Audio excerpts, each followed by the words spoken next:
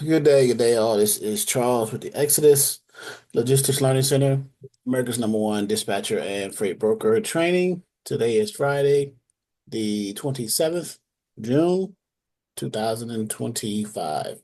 This is our Friday evening Freight Broker 101 training for beginners. We have Mr. Ellis, Maria's on. We'll have others coming in shortly. How's your voice, Mr. Ellis? Everything's good?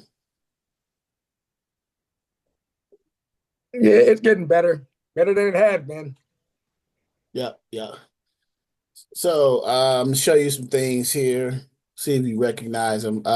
As a broker, you don't need to know this as much, but it would be good to kind of understand what it is because we'll see how much of a factor it has indirectly with your brokering. So let me share the screen here. Okay. So, can you see the screen, the yellow image? Yeah. Okay. hmm So what is this? Do you guys recognize it? If you're a carrier, you probably would, but as a broker, you may rarely see this, but it'll still be good to kind of know it That's indirectly. the scale for the amount. That's for weight distribution, right? It's a scale ticket, right? So, uh, and I'm showing you this for a reason. We had uh, this is recently with one of the trucks at the shipper that we're dealing with have an issue with not making their weight, right? So, with weight, the gross vehicle weight rating, right? GVWR.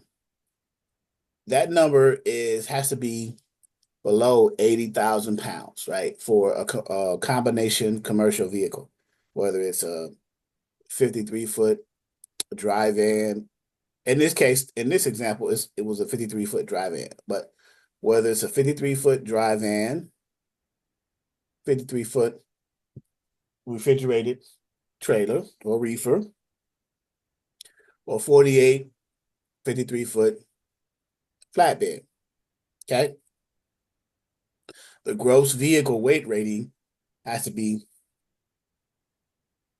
80,000 pounds. So you can be under your gross vehicle weight rating, but still scale over the axle weights and fail to make your weight. So what I mean is, do you understand what I'm saying right there?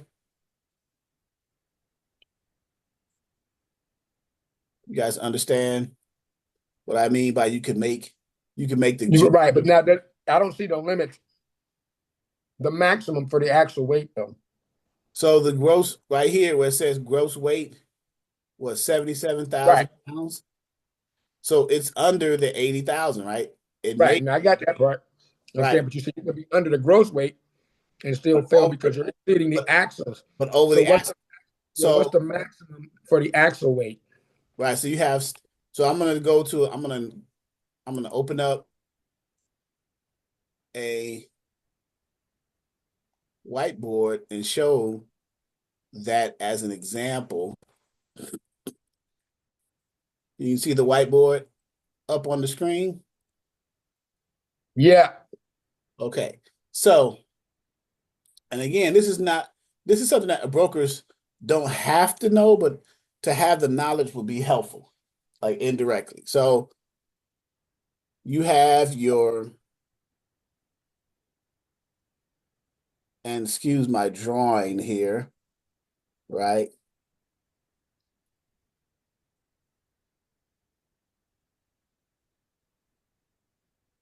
Okay.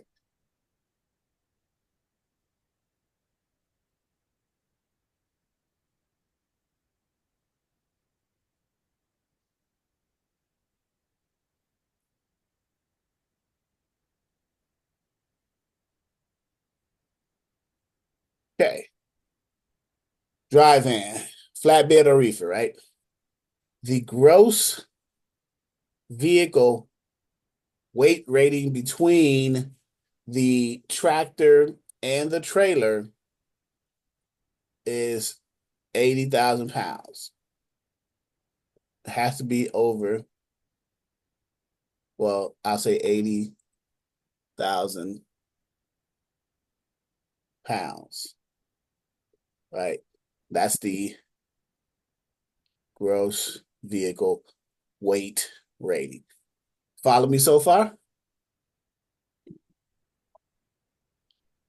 Right? So then you have right here this axle or axles, and this axle or axles. Okay? So the front two axles, or the front axles where you're in the front of the trailer and the vehicle's being controlled, these are called, what do you think these are called?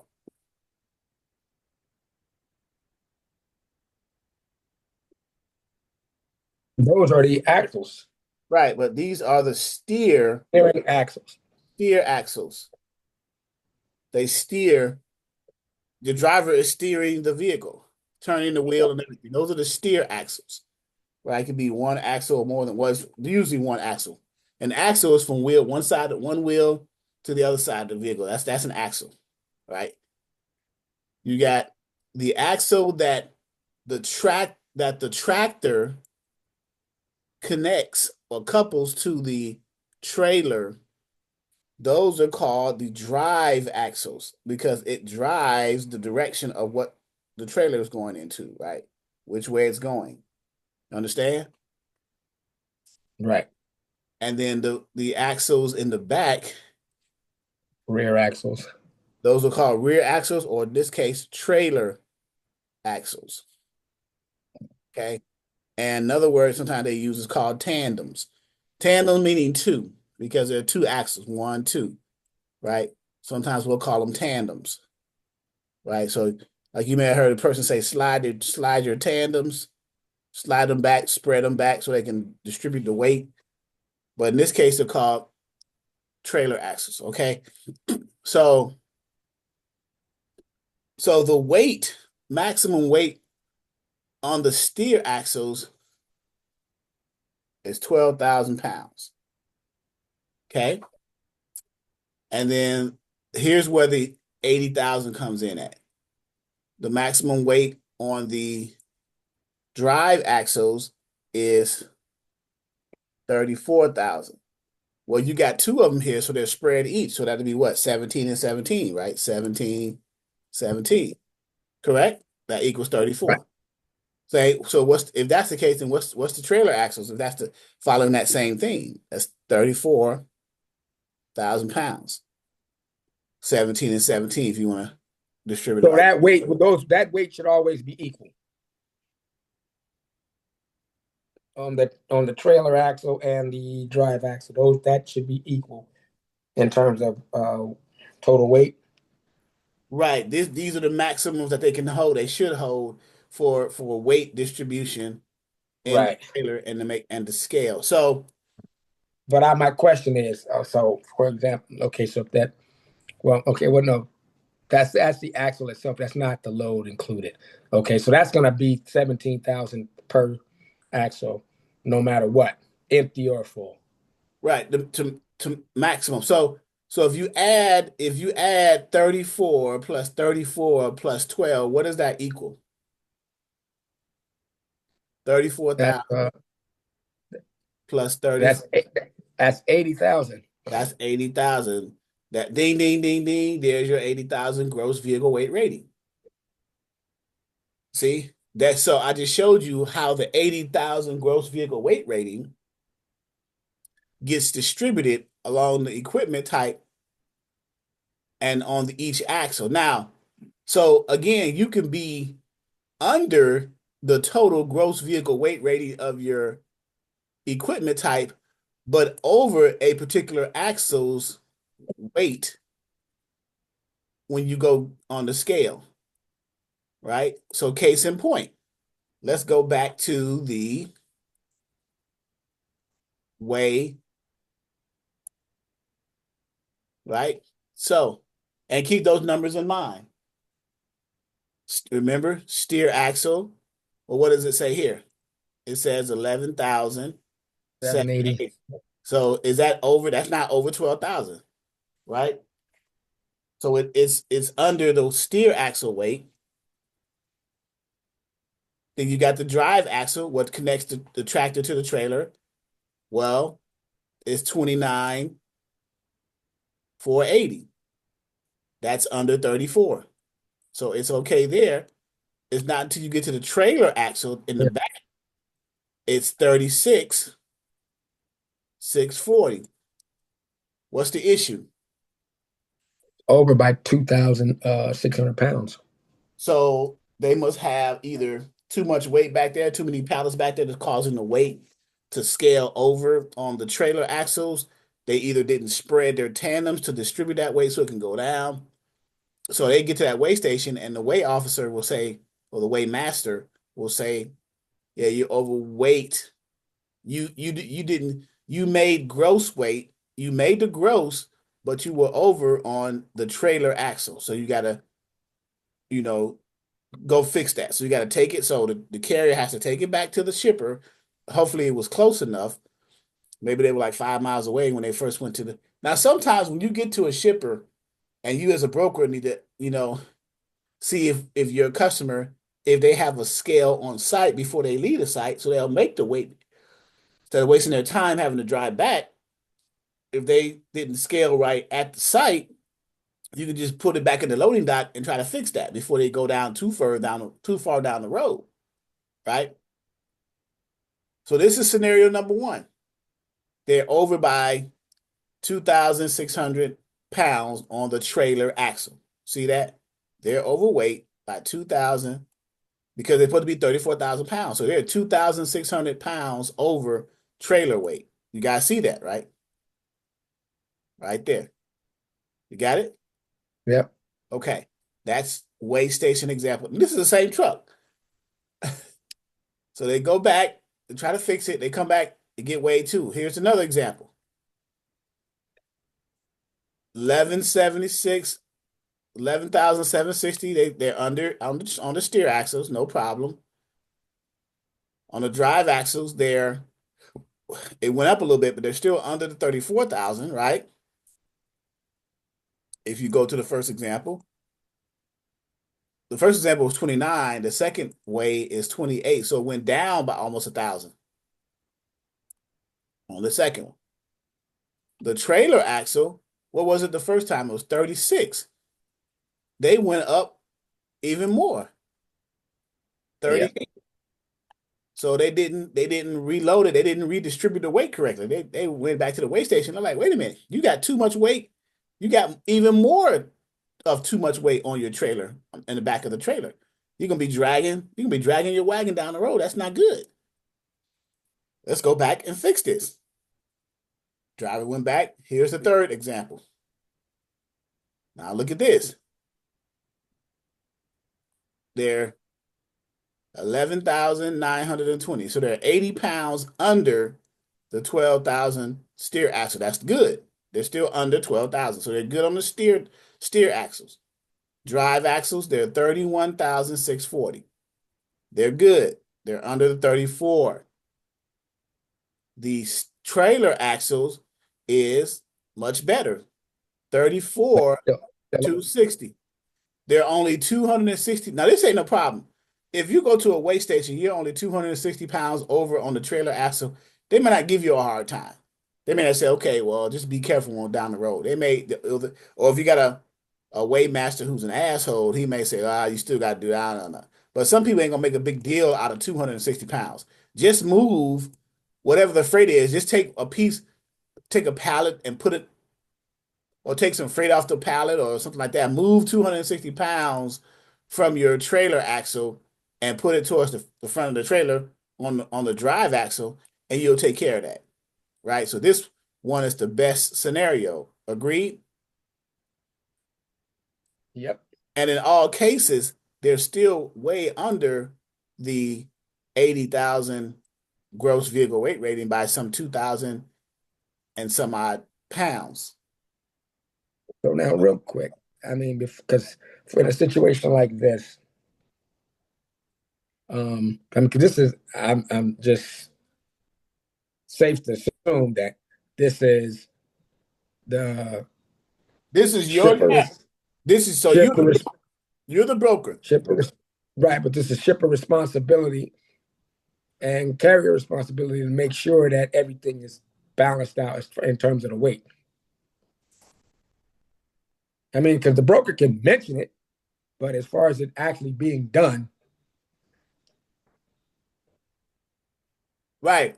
It's the broker's responsibility to make sure that the carrier can scale legally with a loaded trailer of the shipper's freight.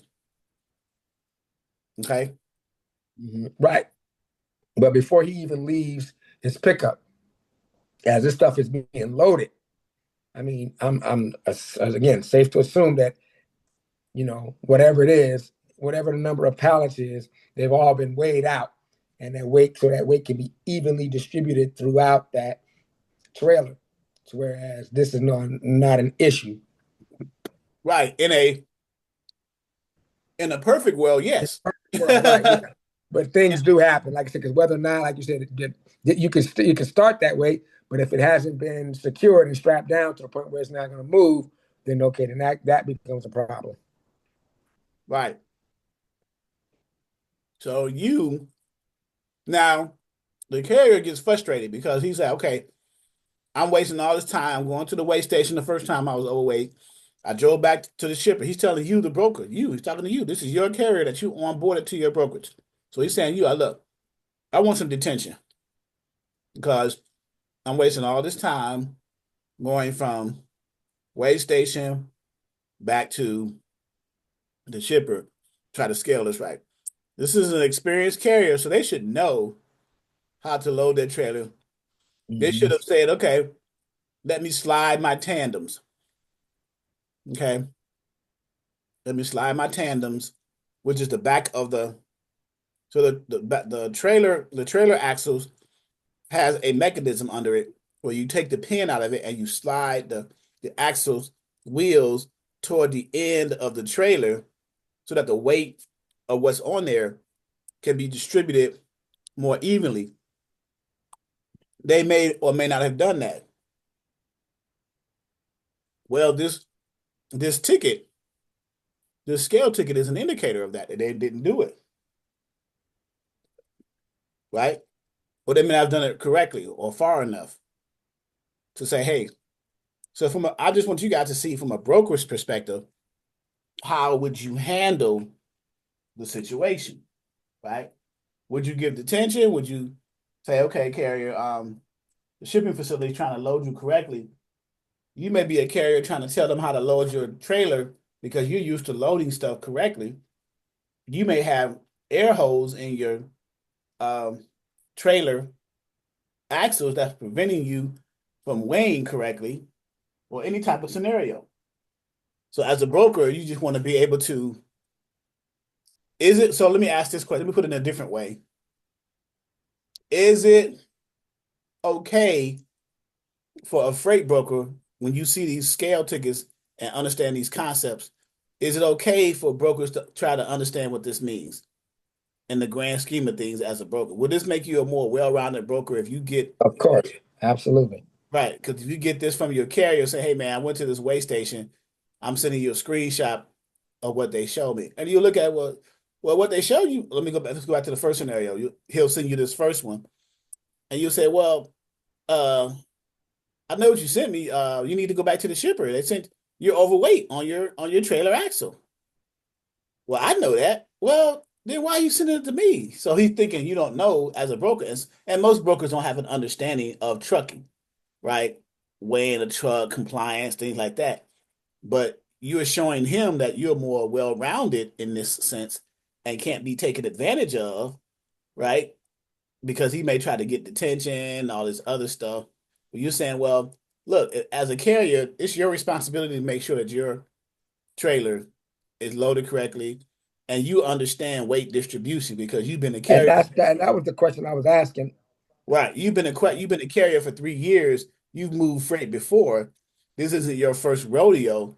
Why are we having an issue with this one particular shipment that we got to deal with because you are over your weight in 2 occasions on the trailer axle? You should know this by now, right? Okay, question. Oh, I'm Yeah. sorry. Go ahead. All right. So shouldn't they know how much that gonna weigh before they leave the shipper warehouse or whatever? Shouldn't they know all of that before they leave? Good question. Should they? Well, Yeah, I they mean, it should be. I'm sorry. Go ahead. yeah, they should. And then, as I seen you was doing the axles, they should know how much all that, they should be calculating that instead of calling us asking for detention.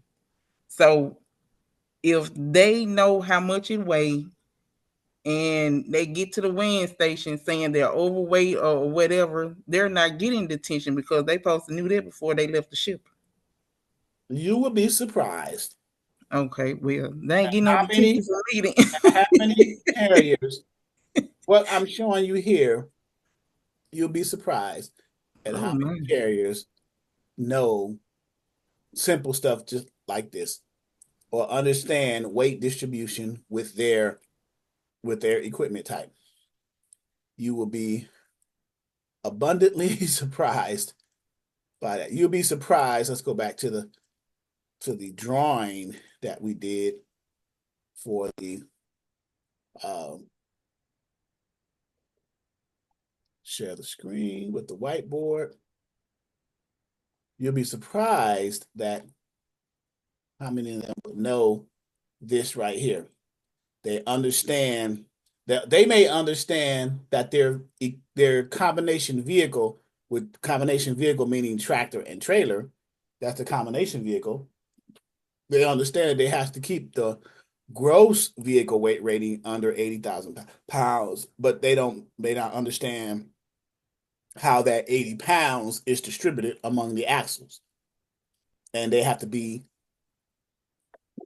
under the weight on each axle, under the maximum weight. They don't understand 12,000 pounds on the steer axles, 34,000 pounds or less on the drive, and 34 pounds or less under the trailer axles. They don't understand that. So it's possible to be under gross vehicle weight rating, but over an axle weight. Case in point, what I just showed you. You're under the 80,000 pounds, but one of your axles is over its maximum limit, the 30, in this case, 34,000 pounds. So some drivers don't even know that. They don't understand that. That could be a pop quiz.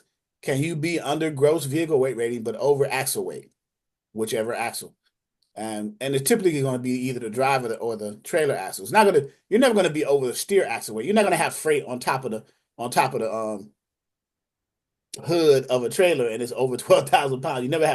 You're always going to be, more likely, you're always going to be under your steer axle because you don't have nothing's on top of the steer axle, but you or your driver driving the tractor, right? So if you're over an axle weight, it's either the drive axle or the trailer axles or the tandems in the back or the drive axles here that has, the fifth wheel that couples the trailer, connects the trailer, couples it for you drivers. So, but again, you'll be surprised how many carriers. I'm being honest when I say this now. It's crazy. You got people out there who run trucking companies and don't understand this, but they're running Now, companies. right? Okay. Now, I mean, in a situation like that, I mean, just a quick thought. I mean, is it because it's just something that it's not a common occurrence? It's probably because it's so random that people just probably don't even sit on their radar like that. But it does happen. Just probably not very often to where they have to stay on top of it, or they just slipping all together.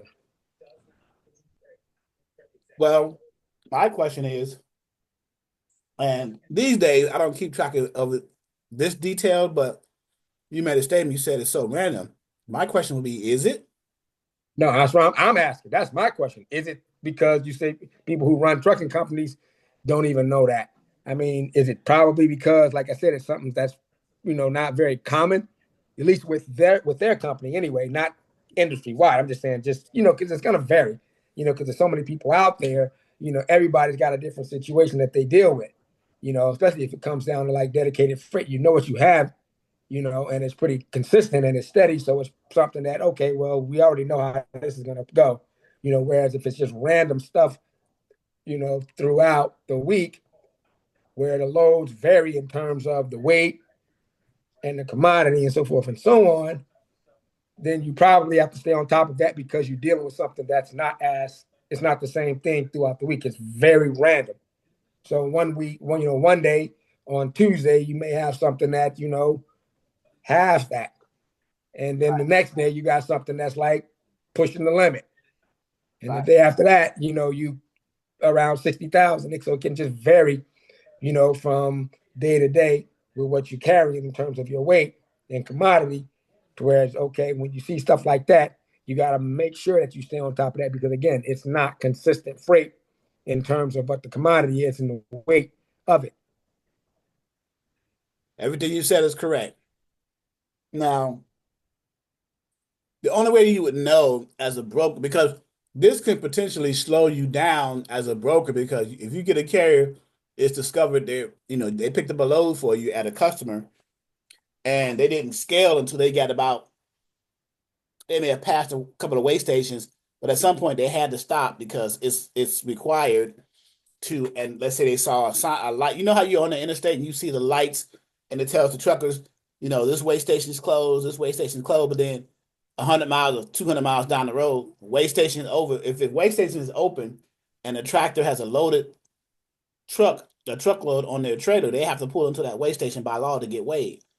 So they flew past a couple of way stations the sign said they're closed. Way station a mile away, it's closed. So they said, phew, I can keep going. But at some point, they got to get to one that says open. So they pulled into one, but there's some 200 miles away from where they picked that load up at the shipper. They get in there and they get scaled and they're overweight on one of the axles, either the drive axle or it's usually going to be the tandems, because when they typically overload you on the back end when you're finishing up on the tail end of a trailer. When they're loading you, it's usually the case. Between the drive axle and the trailer axle, you're usually overweight on the back end. Okay. But anyway, they have to make a decision from that point. And as a broker, this slows you down because you're either going to say, hey, man, damn, you got to bring this thing back to have the freight offloaded and reloaded with the weight redistributed, or depending on how much overweight they are from those axles requirements, 34,000 pounds each. You can shift a pallet, stack some pallets if they're stackable. Some freight, you can't stack pallet on top of pallet because the commodity dictates that it can't be double stacked. So these are several things you got to consider as a broker. Those things too. So would it be a good idea as a broker prior to leaving that customer's facility to factor in these things to avoid having to waste a lot of time coming back, letting your customer know, like, look, this shipment is going to be delayed because my driver didn't have enough sense to load or to make sure that everything was weighed right. You see? So from a broker's perspective, there is an indirect correlation to common sense, right? You got to make sure, and it's something that most brokers, you shouldn't have to think about this as a broker. You want to make sure, but it is a responsibility to make sure that your driver, when you arrange for transportation for your customer's freight, this is on the list of things that you need to make sure of. This is close to the bottom, but I think it should be a little bit more important, maybe closer to the top or maybe even in the middle, that you make sure that because you have a carrier that you're onboarded, so you need to make sure that carrier is doing what they're supposed to be doing. Sometimes this is something that you don't think about as a broker, but maybe you should, because it can lead to delays. That's what I was saying. You would think, okay, everybody would be on top of that because nobody's trying to waste time. The carrier shouldn't want to waste his time, being delayed, and neither does the broker. So nobody wins in that situation. So assume that both people would kind of be on top of it, but you can't, you know, only thing you can control is what you can control as the broker, making sure that, okay, you make note of it. Because again, once you see the load up there and you get it, you already know what the details of the load are in terms of the weight and everything else. So first thought, okay, you let the carrier know, as he's en route or whatever, whenever you send him over his order, he looks at it and, just, hey, make sure that the weight's distributed properly so you don't get held up at a weigh station. Simple. Now, wouldn't it? So this is something you can add this to your arsenal as a broker too. When you get a customer to see one of the benefits if your customer's facility has a scale on site. So so your driver can scale that loaded trailer or that loaded equipment type, loaded truck prior to leaving the facility. Right. Now, but again, what if the weight, I mean, what if the pallets aren't attached to anything and they could possibly move? Okay. Is So that a possibility? Because that's always a possibility. so what you're saying is it scaled weight perfectly, or it made the weight at the facility, but as you're Yeah. driving, things Yeah. En happen, route. shifts, and they pull to a weigh station. Then that means that either they were there in there, but they wasn't secure properly enough to cause them to move the pallets to shift. Now things happen. Things happen. So who's at fault there? Who's responsible for making sure that the trailers, when the truck or the trailer is loaded, that the pallets are either strapped in there or secured with load bars and all that stuff? Who pays the Well, both responsibility? the shipper and the carrier, because I mean, first of all, the shipper, they need to strap it, you know, unless that's the carrier's responsibility to go in there. But then it's also the carrier's responsibility just to kind of like give it a second look, just to make sure that okay, he knows how it's supposed to be secured to where it doesn't move on him. Right. So I'm glad you're realizing and you're seeing who's at fault here, because now you'll understand the chain of blame when it comes to, let's say that trailer made it to the receiver, to the consignee, and they opened up the trailer and they seen pallets shifted, and they either rejected the whole They're gonna truckload, reject the load. they rejected truckload, or they rejected partial of it, and then filed a claim for damages for the damaged pallets. Some of the pallets were salvageable, but they filed the consignee of the receiver filed a claim against the ones that were damaged. So who was that claim go towards? Because you just said earlier it's either on the shipper or on the carrier or on both. So now you say, okay, well, it either goes toward the shipper. It doesn't go toward the blame. Definitely is not on the broker, right? It doesn't go towards the broker's bond. It either goes towards the shipper and they cover the bill, or it goes towards the carrier's insurance and they cover the bill, right? So that's based off of who was at fault at the location where it was picked up and got loaded, Right. right? So now we're circling back to another point. Who takes the blame in case of a claim being filed by the receiver? And now you see it can be based off of who's at fault at loading at the shipper. Whose Yeah, it's either the responsibility? shipper or the shipper or the carrier. The broker doesn't have anything to do with it. Now the broker can help the carrier indirectly and say, "Hey man, either put on the Raycon or verbally say it on the phone, like man, before you leave that facility and close your doors and lock it and put the seal on there and put the seal number on the BOL, indicating that you closed the door and put the seal on there. And because when you break a seal that was written on the BOL, you that's a breach of contract. But before you do that, man, make sure that your freight is secure. Make sure that you check it before you close your doors. Make sure your load bars are snapped um, into the e-tracks of They your. can take photos of it too, can't they? Yeah, of course. That'd be best. Take pictures of the freight. Take pictures of the freight and go from there. Matter of fact, I think I got one with images of it, but I didn't put it in my folder. I can show you pictures of the inside of a trailer. Yeah, I should have took that one too.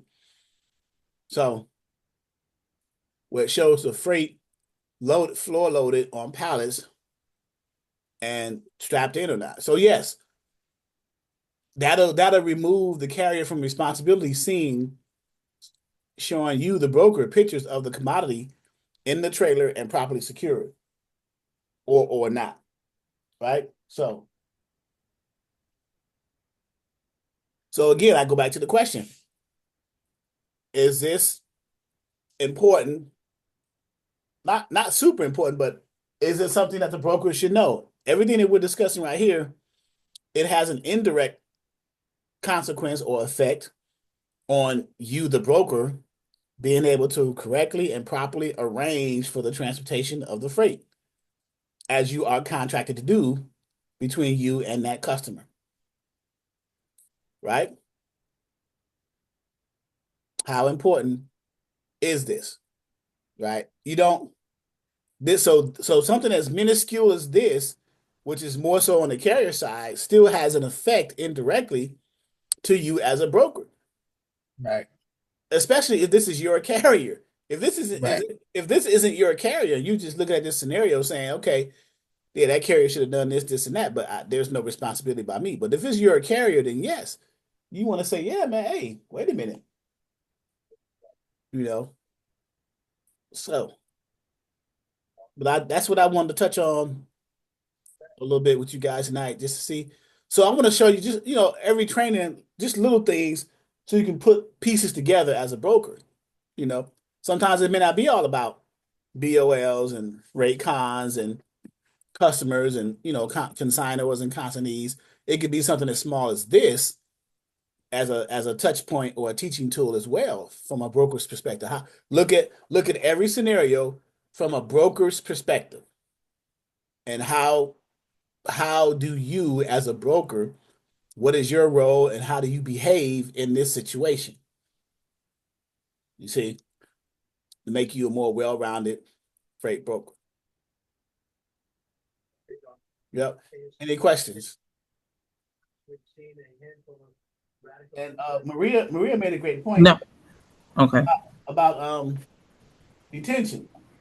Yeah, what if the carrier says, "Yeah, man, I'm wasting my time going back and forth. I went there 3 times between this shipping facility and 5 to 10 miles down the road to this way station. I need detention for that." What do you do? Do you give this carrier detention? Uh, that depends. If you mentioned it to him before he left and they didn't do it, no. I mean, that's a judgment call, to be quite honest. That's just kind of up to that's broker discretion. I mean, it just depends on the relationship you have with the carrier. You know, even if, let's just say, for example, I would look at it like this. Let's say you told the carrier, and the carrier did his job in terms of checking, making sure, but somehow, some way, the shipper managed to not secure the load properly, or it just moved.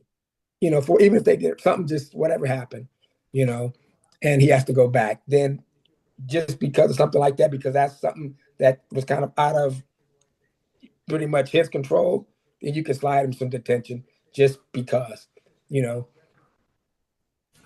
So what? And oh, I'm sorry. And to add to that, and two, it does depends on, to me, if you're seasoned or a new driver. Now, new drivers, if they don't really know and new, and you guide them and tell them or inform them of what's going on and how they need to look at it, I will give them detention just because of inexperience. But the next time I will not. I Okay. will not. But So, if they're seasoned, they should know. so But now also too, now in a situation like that, let's just say for whatever reason that situation came up and he has to go back. Can't you go back to the shipper and be like, look, hey, you guys didn't secure your load properly. It moved. We have to send the carrier back. For that, he's gonna need some detention, and they could pay that because it's on them. So let's do this. Let me throw the real scenario in this situation. The shipper, in all cases, was telling the carrier how to properly load the trailer so that it would scale properly. The Mhm. carrier was reluctant and had an attitude and say, "Hey, I want my trailer loaded this way." Right, then no, he doesn't get detention. I Okay. mean, because No, obviously he interfered with that. no, he hard hit. Okay. So, Because the one thing you don't want to do is interfere with what their loading process is. Because if Hmm. anything goes wrong, now you just took that responsibility from them and put it on you. Hmm. right, the carrier. So Yeah. now Now, that don't mean that the carrier can't have input. Now let's just say, for example, because like you said, he could be experienced or in something else. He knows how to load properly, and he may see something that they may not recognize and be like, "Hey, look, this, and this," and that secures the load, and it doesn't move. And okay, all good.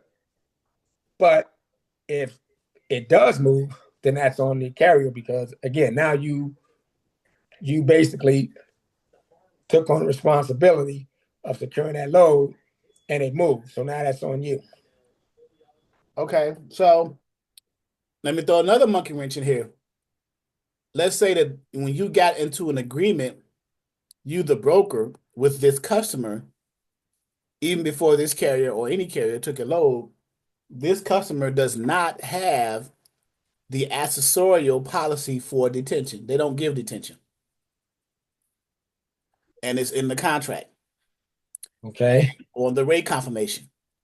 So Okay. Well, then, when the right. Well, carrier agreed, when the carrier signed that rate confirmation and agreed to take this load, they knew that because it was written in the contract, the broker carrier agreement, as well as the rate con. This mhm. shipper doesn't offer detention. Do you still want this good paying load? Yes or no? Obviously, they said yes because they signed the rate confirmation and went to go pick this load up from the customer. So, Right. so why is the carrier asking for detention when they know that they don't offer it? Well, now again, who loaded it and secured it? If the broker, not the broker, the carrier, the shipper loads it and secures it. Um, well, and then they don't have a policy where they have accessorial. You can still ask, because this is a different situation here. This required him to come back. So instead of your load getting moved where it needed to get moved to in the timely manner that it needs to be there, and you run the risk of it getting rejected, again, that's on the shipper, policy or not. Now they don't have to, but let's just say they want to play hardball and say, no, we don't want to do that. That's fine. Now, again, broker discretion can be like, look, they don't, yada, yada, yada. They give us good loads. So here's what I'm going to do. I'll cover your accessor. I'll cover your detention, you know, depending on how much it's going to be or whatever, get you up out of there. Now, if, and when we get there, the consignee decides they don't want to accept the load because it's late, when that falls back on the shipper. Why? Well, because they didn't load it properly, he had to come back, get it reloaded, and that cut into his time to getting it there on time, for whatever reason, so he lost, let's say, a half a day or whatever, or pretty much a day because let's say if it's a facility that's not 24 hours, you know, and you got to wait a whole nother day. Or let's say it happened on a weekend, Friday. You now you're there for the weekend, and they decide they want to reject the load. That's on the shipper. That's not on the carrier, and that's not on the broker. All right, let me stop here and see. I see another person in here. Silver lining beauty and hair loss. Good evening, young lady. How are you? Well, who are you? First of all, I didn't know who you are because I know your name is not Silver Lining Beauty and Hair Loss. It's not. Hello, everybody. I logged in under a different computer, but it's A&I Trucking. A&I Trucking. Are you a student? I was one at one point, a couple years ago. My husband and I both took the class. We're Okay. already brokers. We had spoke with you a little bit ago about a whole issue we had about getting double brokered and everything. You're gonna reach out to some people that you know and get back with us. Okay. So you have the experience of getting a load brokered to you, but apparently it was not by a broker. It must have been by a carrier. Yes, we had one of our direct shippers. We got a load from them, and someone used our information and got a load and brokered it out. So we got double brokered, and then people called us for the money, and that wasn't one of our loads. That's not a load that we had. Um, so it was RTS that factored the load for that other fake broker and fake carrier. So it was a big old whole ordeal. We're still working through it now. It's been a few months now, but I don't know. So you're Just hoping to come it's out of it's it. still going on. You're still dealing with that. Yeah, still pending because all the carriers that we get now, if they factor through RTS, they'll call RTS to see if we're approved, and they said nope, we didn't pay some loads that some carriers had gotten from us, which is not true because those weren't even our loads. So, and then we just had a call this week. Another broker called us and asked us about some loads that someone somehow was using our information again, but we checked on Safer and nothing was compromised. So we're like, no, that's not our load. And the other broker was like, well, thank you because this guy's been calling around and using your information. So So I don't know. somebody's still using your MC number to try to book loads with people. Mm-hmm. Mm-hmm. From these other or somehow they're getting the loads as carriers from this one for the broker that called us, but somehow they have a way that they're trying to use another broker, which is us, to broker these loads, I guess, to somebody else or something. So the one broker said that the guy called him and then he called us and we were like, nope, that's not our load, doesn't know anything about it. So they kind of were able to stop it right there. But it's just really annoying because I don't know, they just don't quit. Like, Yeah, it's relentless. This stop. double brokering issue is relentless. Yeah. So like I said, we checked Safer to make sure nobody had gone in and changed anything where, our email or phone number or anything has been compromised.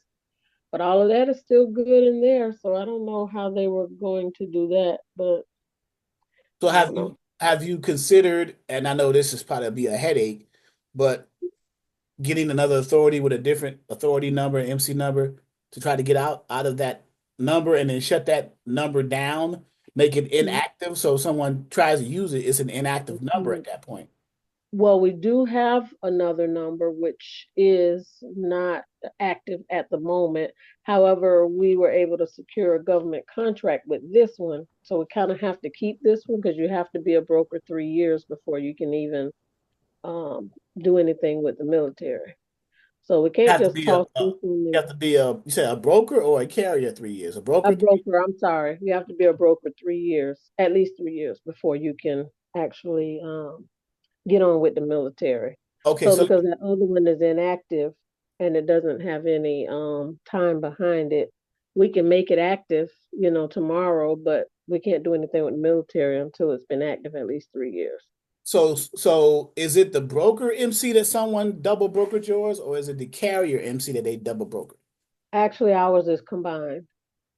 So you have a carrier and so Asset based. Your MC number is broker slash carrier. Yes, Do you mind if I look it up? sure, you can. All right, give me 1 second. Okay. Let's see here. Oh, this is interesting, guys. Right, Mr. Ellis and Maria's. We have a certain scenario here. Yeah, I want to know how that can happen. I heard about it, but I'm trying to see how does it happen. So you about what, like double brokering? Yeah, double brokering. Yeah. Okay. What's your MC number? Ma'am? 1010879. 10879.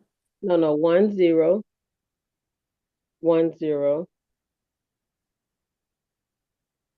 So 10 twice. 1010 Yes, 879. that's correct. So it's A&I Trucking Services. You got it. Okay, and the MC is 1010879. The DOT Mhm. is 326671. So it only lists your entity type as a carrier and not a broker. Safer. You mentioned earlier. You mentioned Yeah, earlier. yeah, because like sometimes when we give carriers our, maybe it's the MC number. Sometimes when we give, I mean, DOT number, give carriers our number, they'll come back and say no. Sometimes my husband, because he actually still drives, he'll give them his number for a broker, and the broker will come back and says no, we can't use it because you have your broker authority. So a lot of times they won't even give him loads if they see that we're already listed as a broker. Well, it doesn't. It's not showing it here. I'm not sure why Yeah. they're telling you that. Mm. So let's go into the licensing and let's go a little bit deeper here and see. Okay. Is my MC number on there? Yeah, MC number on there. So right here, See, that's the other number that's inactive. The 13, what is that? so the One DOT three eight number, zero one right, four eight. the 1380148. So the 101 879 is under the carrier. The 1380148 That's inactive. is inactive. Now, is it a broker inactive? Let's check it out. Let me copy that and go back. We were gonna use that one to, because we were gonna separate the broker and the carrier, but when the military told us they wouldn't use us with that number because it hasn't been active for 3 years, then we decided to combine the two numbers and just keep using the other one. So it's not even coming up in safer 1380148. Okay, so we got something going on here then. Let's see. So that's our MC number, not DMT number. So let's see. That's what we use all the time. 3226741. I'm writing this down so I can see. Okay. Okay, so 3226741. 41. Okay, so it lists you the same thing. It lists it as a carrier again, but under the MC number as a Yeah, carrier. we So could now do it this one again. here, so let me go to the one that has the MC number one The three 101. Oh, and look up yeah, here. that one. So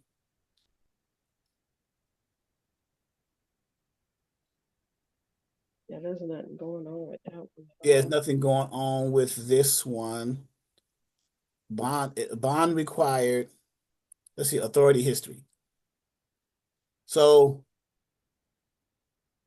the brokerage was dismissed on March Under that 21st, number. 2022, Under that number, under the 138. 138 MC. The DOT seems to be active because it has a carrier side to it, which is the other MC number. Mm-hmm. But this one, so the FMCSA needs to take this out of the system.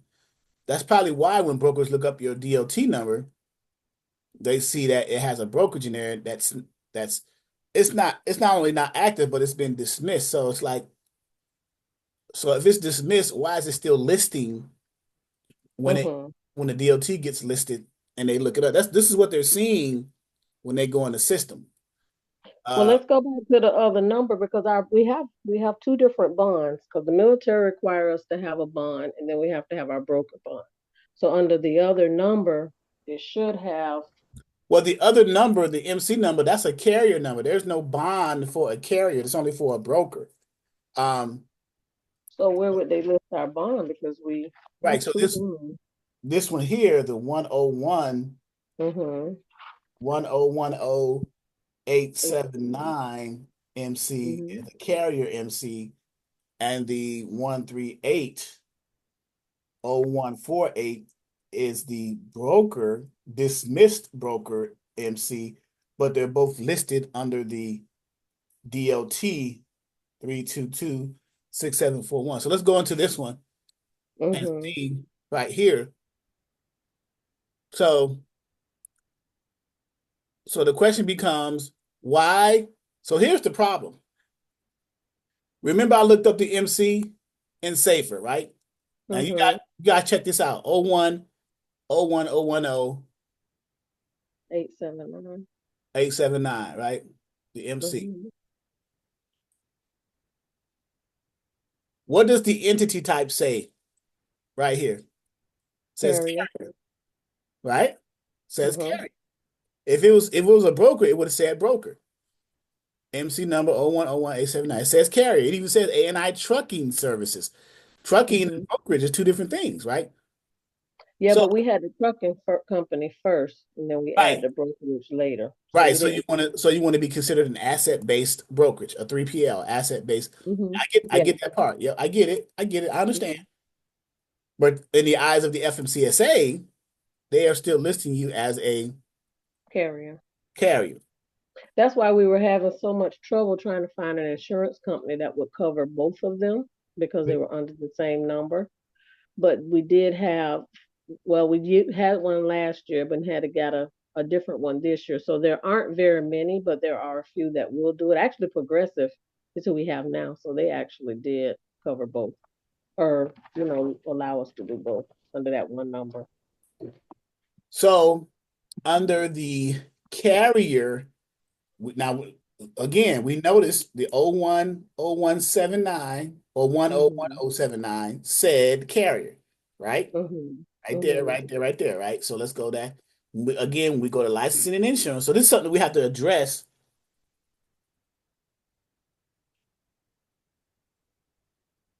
So when you go to the details here, this has to be taken out. A&I Trucking Services with the same name as a brokerage and the same name as a carrier. That's Mm-hmm. why the insurance company, there's confusion there. Also, there's confusion where the MC number 1010879 on the front end of Safer says that the entity type is a carrier, but on the Mm-hmm. back end, it's listing that MC number, the DOT and the MC, the docket number, the MC number, as an active brokerage, authority status, a common carrier, Mm-hmm. as well as an active brokerage. There is the confusion right there. Mm-hmm. Two things under the same MC number. Right. You see, so you have a bond right there. You have a bond and you have it on file. You have insurance you have coverage for the bond you have insurance liability, BIPD, bodily injury, property damage of 750,000, which is the minimum requirement for commercial companies. Most people get 1 million, but 750,000 is fine. You have a BOC3 and the company is DOT compliance. So who did this for you? You guys do it yourself or you had a third party do it for you? We started out ourselves, and then our accountant kind of helped us finish up the paperwork. Okay. So you have that, and then you have the bond here. So And then for the military, there's they have required a separate bond for that one particularly, and they kind of give us the name of some bond agencies that they use, and we just chose from one of those to do the bond for that one. right. So on your carrier side, uh, back in 2021, 2022, you got these different insurance companies for your carrier side, but then when you got your surety bond, your 84 for your brokerage under this MC, that's Mm-hmm. where the confusion came in at because now you have a bond for your brokerage as well as a liability for the carrier under the same MC. So Mm-hmm. let's see, this got replaced carrier.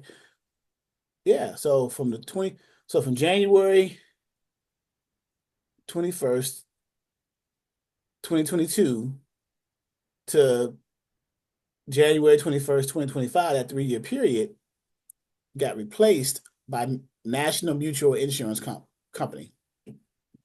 Any rejected insurance, no rejected insurance, authority history. So right here, your common carrier for this MC number, Mm-hmm. your common, you were a carrier first. Back Mm-hmm. in, it was granted back on January 29th, 2019. Then you were granted under this MC on June 6, 2022, a broker authority under the same MC. So you Mm-hmm. have for one MC a carrier as well as a broker authority. Mm-hmm. That's where the issue lies with insurance. That's where the issue is going to lie with the military freight, because they see that one MC is carrying two types of authorities, which is Well, the usually military don't have a problem with it. They don't have a problem. We haven't had a problem with it at all. Not for the military. It's just that it was hard to find insurance companies that would cover both under that one MC. Like I said, there are a few out there that did do it, because we got a different one this year. It's just, they don't really like to do it that way, and we didn't really want to, but we wanted to secure the military contract, and you have to have it active for 3 years. So we want to eventually separate them so that it'll be, bring that other one back active and have them separated. Um, I don't know. We're working on that. Just hadn't done that yet. But I mean, other than that, like I said, just when he drives, sometimes when we book his loads, sometimes they'll see that and then they won't give him that load, because we have that broker as well. But so you want to bring the other inactive MC back mm-hmm. active in order to use it as a carrier or as a brokerage, because it is a As a broker MC. brokerage, right? Yeah. Yeah, the So one. we're thinking about bringing it back active. We just won't be able to do anything with the military with it until it's active for at least 3 years. So we just hadn't done it yet, but we're working on that, figuring out when we're gonna do that. Because it's not even found when I list the MC under safer, but it does show when I bring it up uh under the MC number 1010879 here as a carrier. It's under that same DOT, but Mm-hmm. it's showing, yeah. So man, so now someone is right here. So nothing of no, yeah, it's listed as no carrier, no broker. It's an inactive. It's a dismissed. So was this a voluntary dismissal, or was it something that Mm-hmm.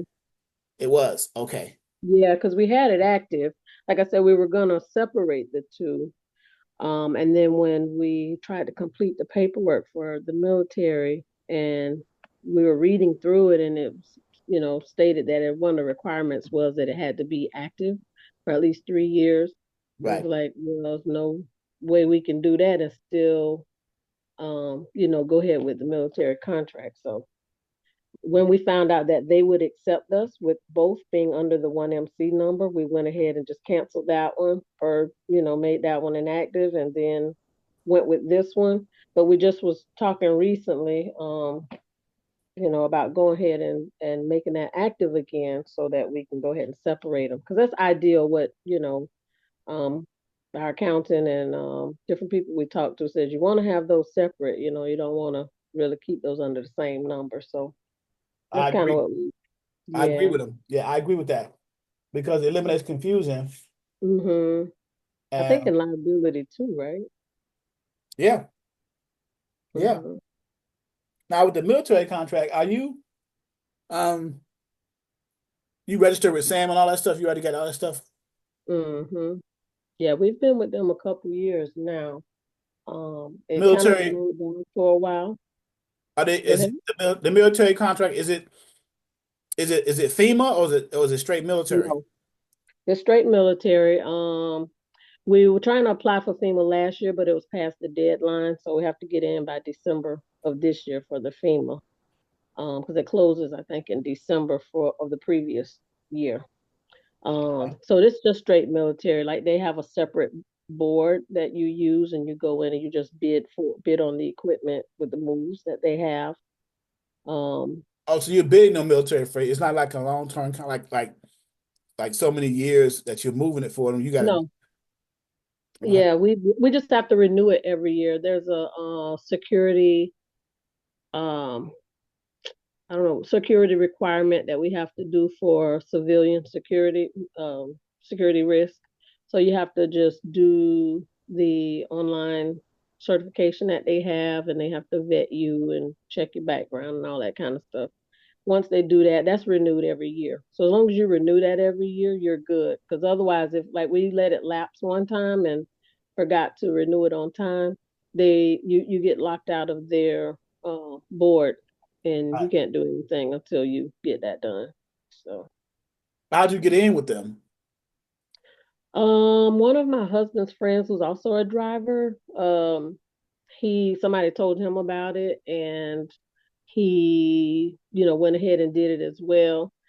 But he since then he's not running his brokerage at all anymore. He's just driving, period. And then he told us about it and gave us the packet, and we completed the packet and went through the steps. And I mean, it's pretty cut and dry. I mean, it's a lot of paperwork, but it's really not not that hard. Once you get vetted and you get approved, they'll send you all of your a key. They call it a key, security key, which is just like a code that they give you to be able to log into their system. So And you they got do in. all the training and everything right online. So you got in under your brokerage side instead of your carrier side. Yes, yes, definitely. But because we're asset based, there's they have what they call spot bids. So spot bids, well, only carriers can do spot bids. So because my husband still drives, we can go in and bid on the spot bid side. So those loads, they call them signature tallies. So the name of the carrier, everything on the vehicle has to match, or they won't even let you into the base. You got to have a TWIC card. You got to be able to pass a background and, all of that good stuff. But those are just for carriers on the signature tally side. And then on the other side, where the brokers can use, because there's two different boards, and we can go in and bid on the broker side. And I mean, actually, it can be very lucrative, but I personally think um, you have to actually go to some of the bases and try to build a rapport, because there's some of people that have been doing it a very long time. We've met a couple people, and they aren't supposed to do it. When we've heard that a couple of bases have actually gotten in trouble, but sometimes they'll bypass the bids and go to their friends and give them 150 loads or 50 loads or 75, So it's been a little struggle trying to break some of those barriers, with getting the bases to be fair about giving out those loads, based upon the bid and not who they rubbing noses with. So a couple of the loads my husband will take on the carrier side, and he'll actually go in and talk to the shipping managers there on those bases. And so he's made a couple relationships with a few of the bases, and so sometimes when they see our name come up, they'll give us the loads. And we've had a few that were actually fair, because you can go into another side of the system and see if they skipped over you or not, and who they gave those loads to. You can't see it during the bidding process, but after the loads have been awarded, you can actually go into that side of the system and you can see who those loads were awarded to. And a lot of times when you look in there, you'll see these same broker names quite often, and you just kind of figure like, how they doing that? So, but I don't know. We talked to a couple of people, and they were saying some of those bases kind of got popped for doing that. So I don't know if they were giving them kickbacks on the other end or what they're doing, but sometimes they were just giving them hundreds and hundreds of loads to some of these same carriers that's been out there for a while. But so, and then the other thing is, like, you can actually get another type of clearance to move the uh, ammunition, and like the actual tankers with the bombs and that kind of thing. So of course that's a whole nother level of security clearance you got to do, and insurance and all that kind of thing. And from what people tell us, it's not very many people that's doing that. And I can probably see why with the stuff that you got to have, for the requirements. But the one guy was saying, if you can get your stuff together and get in there, they'll definitely use you because they don't have very many people that are willing to, do all the stuff they want you to do. Because I think they put like a GPS on your truck, and like you can't even stop but 15 minutes to go to the bathroom, and you like let them know when you stop, so that when you do pick those type loads up, it's nonstop. You don't move, you don't stop at all. So it has to be a team drivers for those loads, and it's nonstop. It could be from So, here to California, here to wherever. But question: if someone wants to, let's say I'm a broker who's been active for 3 years, and I just heard you talk about this. How would someone hmm like me begin the process of looking up these companies? Is there a website you go to? Is there uh No, it's not a website. I'll give you the packet. I'll get it on a file cabinet and I'll send the packet to you where you can put it on here if you want.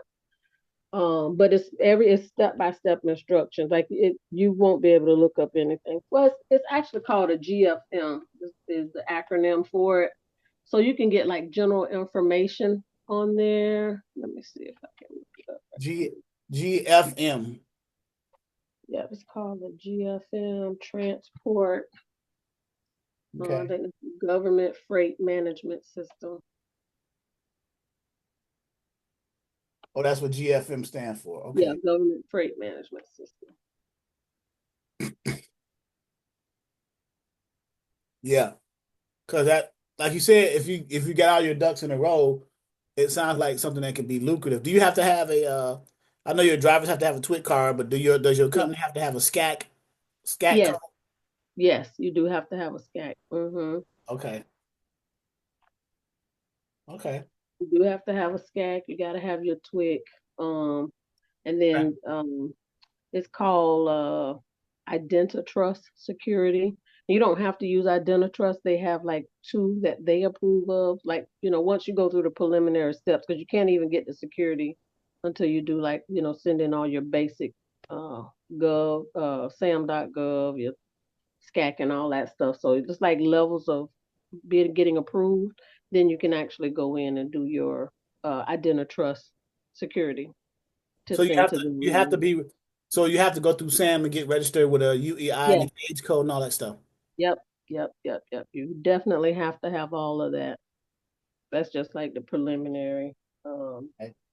approval, beginning process of it. Yeah. Okay. Yeah, send that to me. I'd like to look at the requirements and reach out to somebody and see if I can talk to a representative and see what they require and maybe even have them come on to the platform and talk about it. Oh, nice. Because if Okay. because it sounds like since the requirements and there's a lot of red tape and such strenuous requirements, I can only imagine that there's very few carriers that are going in there and grabbing that freight. hmm Well, now the general freight, as I said, if you're asset based, you have a better chance of getting um, loads quicker than on the general freight side. Because on the general freight side, like I said, because there's another guy that we know, kind of help him, gave him the information, and that's the other thing too. Once you get in there, there's tenders that have to be set up. I think they have over like 300 and something odd um, letters and numbers that they use for the different equipment types. And so somebody has to go in and put in what they call tenders on what your base rate would be that you would accept. And then like it really has to be kind of intricate, like if you have layover, if it's a Saturday or a Sunday pickup or delivery. So we actually paid a lady that does this for like other people to go in and put those tenders and stuff in for us. We tried doing it ourselves because, like I said, they do give you the classes to do it, but it's kind of tedious. And then you have like this really big book you have to back and forth. So it was just easier because she knows what she's doing to pay her to go in and put those tenders and that kind of thing in. So, as far as cost wise, it wasn't a whole lot, um, but like I said, she does that for other people. So this other gentleman that we had contact her, her name is Lynn.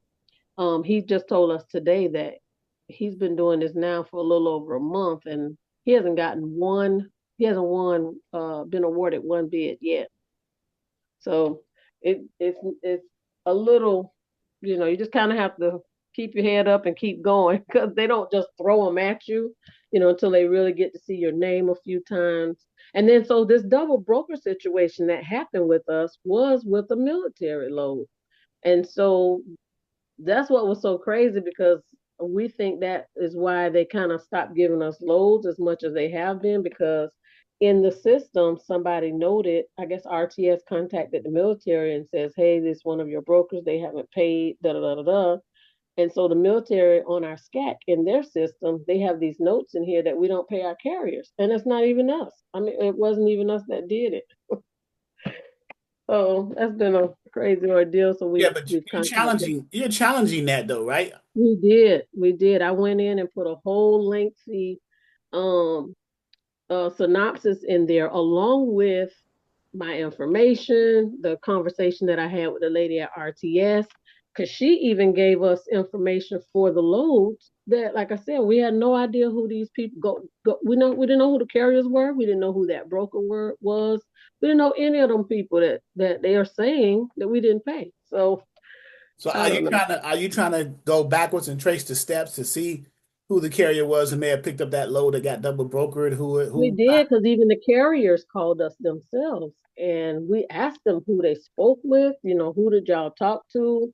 Because and then what I also explained to the lady at RTS as well as your drivers have a responsibility to do their due diligence as well. Because even with my husband driving, we have to go and check those loads sometimes to make sure, same as that other broker called us with this other fake one that was going on. We do the same thing. When we get loads and stuff now, you have to go and check for yourself to make sure these are legit companies, not just speaking to the dispatcher who's giving you that load, but go behind them, go on safer, find the number that's connected to that company and call that number yourself and say, hey, I got this load. You have to kind of do your own homework as well as the carrier. So that's what we was telling the lady from RTS. You can't just say, okay, y'all did this, this, and this, but the carrier has a responsibility to check and make sure if those names don't match, the phone numbers don't match, even RIMS. RIMS will tell you, because we use RIMS a lot when setting up new carriers, it's an alert that'll come up in a minute and they'll say, hey, this phone number has been changed, this email has been changed in less than 10 days, 15 days. So if you have different systems in place to help you, that kind of back checks what you're doing as well, if you're only doing it on the broker side or the carrier side. So you just have to do the checks and balances. And yes, it takes a few minutes, to do, but in order to be safe, so you don't have this happen to you, which we thought we were, doing what we're supposed to do, but So I don't know. you mentioned two things that some people may not be familiar with. Oh, I'm sorry.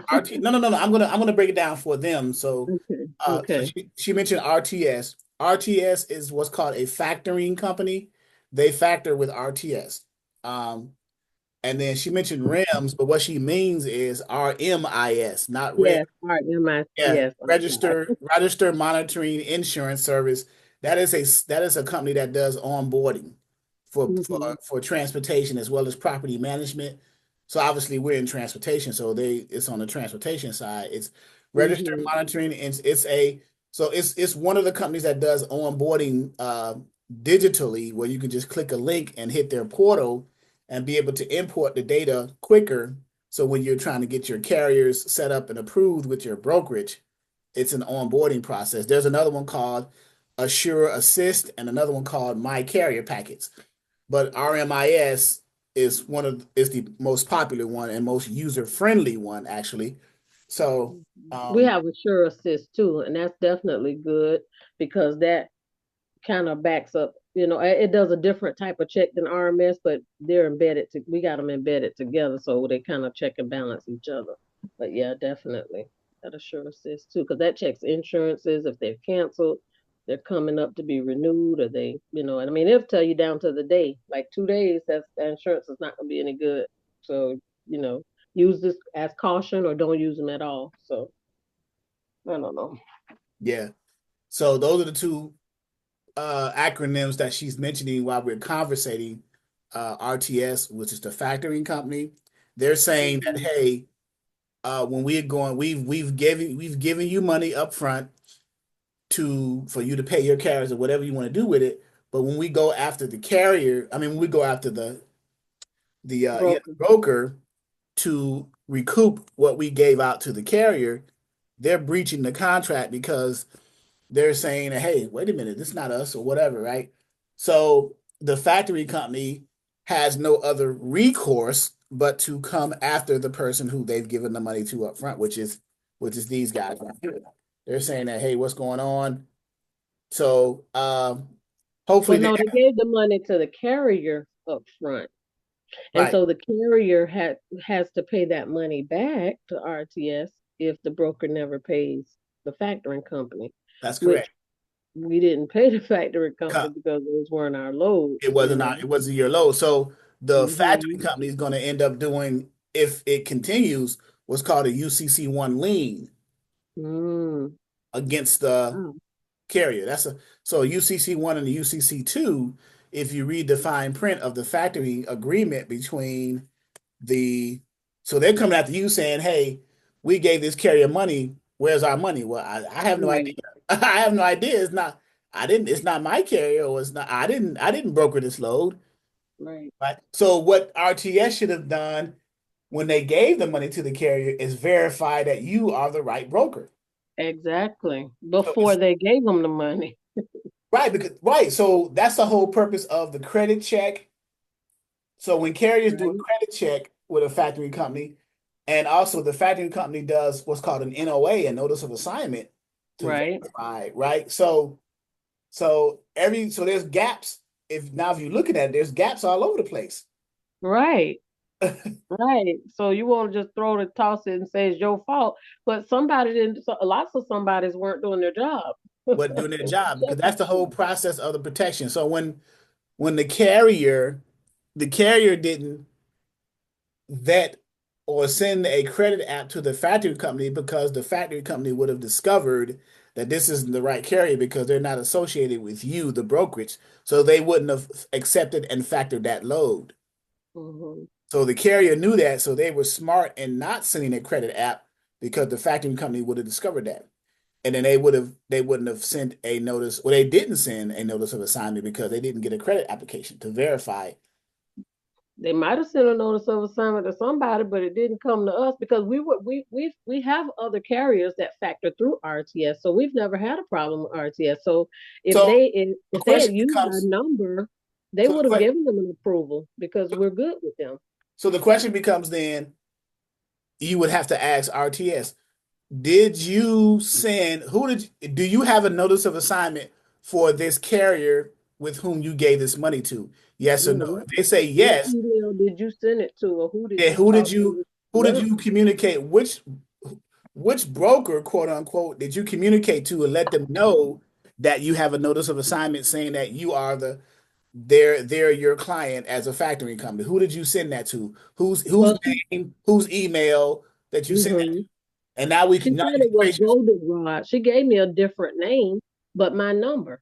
So when you look up my number and it doesn't match the name, that's another red flag. Why would you still go through with it? She gave me some company called Goldenrod. I don't know who Goldenrod is, but Goldenrod doesn't have my number. I don't know how they did that. yeah, they just took your number and just gave a different name and just used your phone number. They used a different name. Yeah. So now you can trace your steps. Goldenrod, And Goldenrod, they're out of business. We Goldenrod looked them up. Goldenrod Transport. No. On my screen here, I got three companies: Goldenrod Gas, Goldenrod Transport Inc., Goldenrod Ventures LLC. Um, I'm not even sure which one it was. Let me see right quick. But yeah, they still us Goldenrod. I'm like, who was Goldenrod? Yeah, because who did you talk to somebody, factoring company, when you did the notice of assignment? Did you communicate with someone, factoring company, when you did the notice of assignment? Because it's not us. And if you and you would, as a broker, you would have that notice of assignment on file for that carrier. That's one of the things you have to. So the other brokers who are listening on this call, here's an important reason that you want to keep your I's dotted and your T's crossed for stuff like this. When you're dealing with factoring, when you're dealing with carriers, everyone needs to know who the other party is, right? So you won't be taken advantage of. Now you guys did your part. You did your part by not doing your part because it wasn't your carrier, right? Right. So Right. wow. So they just found your information. Well, I don't want to say they found it randomly. They must have knew that you were doing government stuff because you said this stuff Yeah, they happened. were military roads. It's called Goldenrod Transport, Right. So they are the Bardstown, Kentucky, Kentucky. right? Yep. I'm looking at it right here on my screen. Yep, that's it. Goldenrod Goldenrod Transport. out of so they're an active broker. Well, no, they're not authorized. Right here, they're not authorized. Right. I was They're saying, I think we went out of business when we yeah, went to. 117. So that's another thing. Wait a minute. So that's another thing. How would the factoring company deal with a broker that's not active when they should have looked them up and Yeah, that's what we're saying. Y'all didn't do y'all due diligence. Somebody didn't do your homework because you would have seen that that brokerage wasn't even active.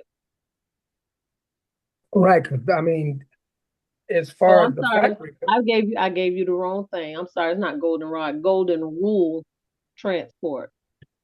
GOLDENRULE. I'm sorry. Golden Rule Transport. okay, Golden Rule Uh-huh. Transport. So RULE. they're out of New York, That's Trevally, it. New York. Tavali, yeah. So they're listed as a carrier. If this is the one, Golden Rule Transport Inc., the only one I see is out of Trevally, New York. So now they are an active carrier. Okay. So they grabbed your information and pretended to be a broker. That's where the double brokering come in at. Okay. So that was okay. So Golden Rule was one of the carriers that I guess got one of the loads. Momentum Transport was the other carrier. And then Safe Road was actually the fake broker. Okay, so it's called what? Safe Safe Road, Safe Road. SAFE, Is it two words or one? Safe Road. two words. Safe Road, and what's the rest Yeah, of it? Safe Road. They just got Safe Road on here from RTS. Let's see what we got. Okay, so we got several ones. So I don't know Mm, what city they're or I state think they're it's in. Inc. Safe Road Inc. Okay, so they're either out of California. So there's not Safe Road Transportation, or it's just Safe Road Inc. Let just say Safe Road Inc. on here. Okay, so they're a broker. They're not authorized. So they're Still not authorized. fake broker. They're a broker. It says the DOT is active, but they're not. Their operating authorities as a broker status is not authorized, Not authorized.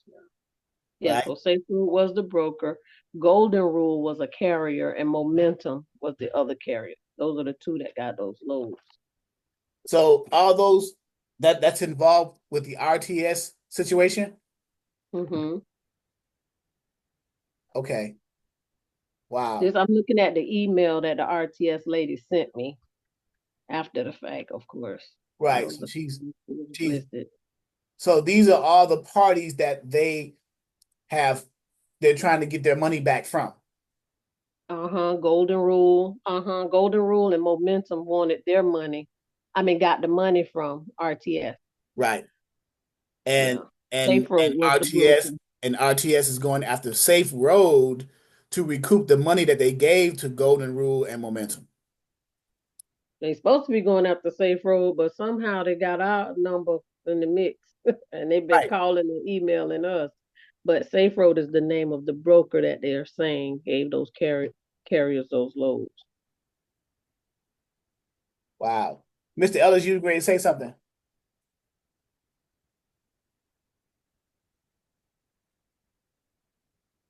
Mr. Ellis, you ready to say something? I'm sorry. And then when you get a chance, ma'am, send me the Well, yeah, well, before she changed the name, I was talking about how did the factoring company miss that? Because Yeah. exactly, because the purpose of the factoring company, whoever is the client at the time of the factoring company, in this case, it's the carrier, the factoring company, that's the whole purpose of the credit app and the notice of assignment. The factoring yes, company is supposed to make sure that their client is protected, yeah, Right. extend a line of credit, and then vet the people that they're supposed to vet. So if the client of the factoring company is a carrier, then they are supposed to vet the broker. Mm-hmm. If the client of the factoring company is a broker, then they are supposed to vet the shipper or the customer. In this case, the client of the factoring company was the carriers, Momentum and the other one, uh, Golden rule. Golden Mm-hmm. Rule. So they are supposed to vet the broker. What they're doing is vetting or going after the wrong broker, which is you Right. guys. They're thinking Mm-hmm. you're the ones who gave Like the we're the note. double brokers or something. Right. So, but the notice of assignment,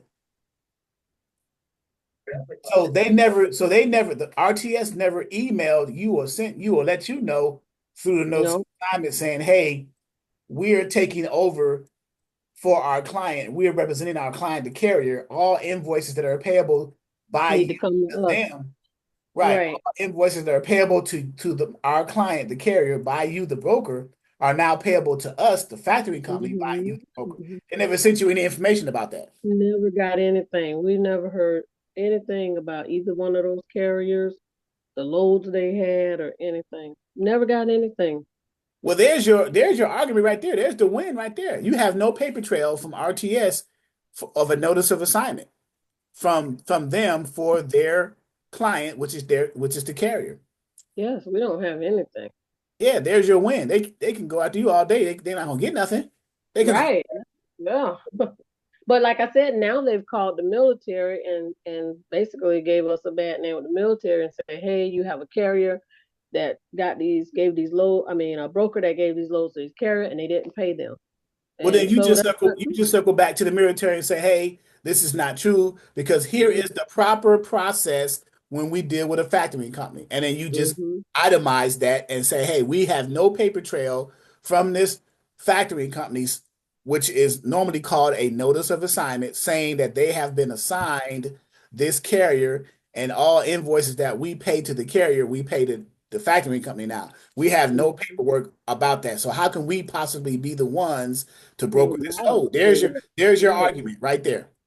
Yeah, and then we Military. also submitted to the military the because the lady gave us the paperwork after the fact from RTS, and it clearly has Safe Road name on there. So we sent that over to the military as well and said Safe Road is liable for paying these people, not us, because here's the paperwork that came from RTS. It So clearly here's has Safe Road name on there. I would take it even a step further. The two carriers, Safe Road and Momentum, I would reach out to them and say, "Hey, the broker that gave you these loads, who was the person you spoke to? Whose the name is on the rate confirmation of this information?" And have them give that to you. Well, they did. They called us wanting their money, and we referred them back. Look at your paperwork. Call. They said, well, nobody answers it. Nobody's answering those phone numbers that are on there, and they haven't gotten a response from those emails on there. Have Okay, them well, have what them you want us to do? have them send you a copy of that rate card because on the rate card it should have been somebody's name and email in addition to the phone number that they're not answering, but it should have been a contact person, this so-called quote unquote broker that they've got this from. It should be I on the have a rate. copy of the rate con from RTS. So then it should have. Of course, you're gonna be chasing a ghost, but I just want Right, because it has Safe Road. I'm looking at the rate con right now. It has Safe Road Inc. from San Jose, California, as the broker. I mean, as the as the carrier, broker, and as the broker. the person's name is Ben, So and his that's, email is Ben. Go ahead. but it has your phone number. Yeah, Okay, so that's not you. You're not Safe Road Inc. right. So anybody can steal your phone number and then use a different name. Right. So there's your argument right there. You can say, look, Well, that's military. why we forwarded all this stuff over to the military as proof. Our name is nowhere on here. There's nothing on here. The notice of assignment doesn't have our name on there. It has Safe Road. Right. Yeah. So what's the problem with the military? That's an open and closed case right there. Military should be like, It should be, and they're not really saying anything to us. They just haven't been giving us any loads in the last few weeks. I mean, I don't know if that's they might directly be why. they might be investigating it, which is cool. I get that, but this is the normal process when you're dealing Right. with factoring companies, brokers, and carriers. It's been going. This is the normal. This is a standardized process, military. Once you come into the understanding of that, you would realize that whatever A&I Trucking or the brokerage that represents A&I Trucking is not the brokerage, even though the phone number has been hijacked, it's not the brokerage that deals with the carrier. Even the carriers will tell you it's not Mhm. the brokerage and that's another thing. They need to talk to the carriers. Like, look, was it A&I Trucking? No, it was Safe Road. Right. Right. But you know what? They said that when they got the BOL from the military when they picked up the load, the BOL had our name on at the bottom of the BOL. So And I I'm would ask thinking, for a copy of that because how did that happen? So right, because when so let me stop you there because I've been dealing with a customer now, a shipper for a while. So the BOL is created. Well, in this case, the shipper is the military, and the broker is Safe Road. So they must have told Safe Road must have told the military your company name to put on the BOL. right, right, right. Be trying Our to be slick, information. Uh-huh. trying to be Our slick. information. Right. So, Yep. but you have no record or information of a BOL from a military load for A&I trucking. Nope. Someone stole your name and number. This is what you would tell the military. I don't have no recollection because as a broker, I'm required for 7 years for IRS purposes to keep records of all transactions as a broker. I have no record of A&I coming on a military installation and doing a load, brokering a load for whatever trucking company that Mm. name it work, right? Momentum and whoever else. So Yep. Go to you. yeah, Golden Rule and Momentum. So It's a mess. you win you're winning the case. You just have to present it a little bit better. Okay. You know what I'm Okay. saying? Yes. Because the Safe Roads is telling on themselves. They just took your information, and because RTS has Safe Roads as listed as the broker, On the notice of assignment. Yep. it's on the notice of assignment. Yep. Safe Road is on their notice of assignment. There it is right there. It's not A&I. There's your case right there. Case That's closed. what we wonder, like how y'all trying to come after us and penalize us when it's clearly on all of your paperwork is Safe Road. So you would tell the military, look, they're saying it's us, but on the RTS factoring company's notice of assignment, it's saying this broker who has stolen our information and using us, but the factoring company has the right broker that they dealt with when they gave the money to the carrier and they assigned the notice of assignment to the carrier. It's under safe, it's not under A&I, A&I. it's under safe road. The Safe Road. You just have to present that a little bit better to them Okay. if Okay. you want to get those military. Well, you definitely want to get those military lows again because they sound like they're lucrative. Yeah, and we'd like to be I know. able So we'd it's like not a to contract, though, is it? Doesn't sound like it. No, no, it's not it's a not a contract. military contract. You just bid on the military freight. Right, Uh, right. It's probably like dry vans and flatbeds going in there grabbing stuff. Well, they have all kind of equipment. I mean, from Humvees to sometimes they have even like practice equipment when they're going out to practice for 6 months at a time. They need trucks to take that equipment out to North Carolina or whatever base they're going to practice at, and then they'll need trucks to bring that stuff back to But where they put what kind of trucks are doing the transporting? Is it flatbeds? some RGN, some flatbeds, some step decks. Okay. Very rare that we've had to use dry vans at all. They're mostly They're just mostly open top. They're mostly open top. yes, sir. Okay. Yeah. Yeah, so that's a yeah, lucrative. that sounds like flatbed. Yeah. Yeah, open tops. Yeah, they call them open top either. And if it's going to be maybe even Conestogas, skirted flatbeds sometimes. So Yeah. yeah, but yeah, that's a lucrative thing. Yeah, you need to if you want me on the phone with you when you guys talk to them, we can explain like, look, let's break this down first of all, military. This is how it works. And then boom, boom, boom, Mhm. boom. And obviously the factoring company didn't do their due diligence. Exactly. They proved to you, military, that they didn't do their due diligence by listing on the notice of assignment the wrong Safe road. right, the So, wrong quick question though. Now, yeah. as far as the military goes, why would you need to factor a load from the military anyway? Because you want to pay your carrier because the military's net terms is just like regular shippers net terms, Yeah. 30 days, Yeah. 45 days, 60 days. No carrier is going to wait that long to get their money. Right. So you Right, would okay, well, okay, I understand. But you know you're gonna get paid because it's through the military. yeah, Right. but You know you that. can't afford but as a carrier, you can't afford to wait 60 days. You want to get Right. No, your money. okay. No, okay. Right. I didn't think about that. I was saying, wait, hold on. Yeah. Okay. Yeah, Because of the the money's carriers, good. being It's just carriers. yeah, the money's You good. gotta It's just wait. how long you got to wait for it. It's good money, but I Right. ain't trying to wait Right. 60 days for it. Hmm. Right. Right. So yeah. Right. But what's the lesson? So for you other brokers that are listening or potential brokers, brokers in waiting, listening to this, what's the lesson in all this? All right. You gotta be careful. You gotta make sure that you know, Well, dot it was kind of like what you were showing earlier with the GVWR. right. Kind of the same thing, everybody, or if as the broker anyway, regardless of, you want to at least make sure that you stay on top of everything that you stay on top of. So in the event that something Hmm. does go wrong, you know, ain't no holes in your argument. Right. And now it's less to figure out because, okay, if this person is laid out all proof that they took care of everything they were supposed to take care of, now it's only left to A and B or A and C because B took care of his part. So, Right. And here's another monkey wrench or another thing. A&I doesn't have any financials of doing business with Momentum or the other trucking company. So how Okay. could they possibly be the broker to be on these shipments? You have no record of Nothing. exactly. So there's another chink in the armor, right? There's another check for your side in the positive. Like we have no record of whatever date that this shipment was picked up or these shipments were picked up.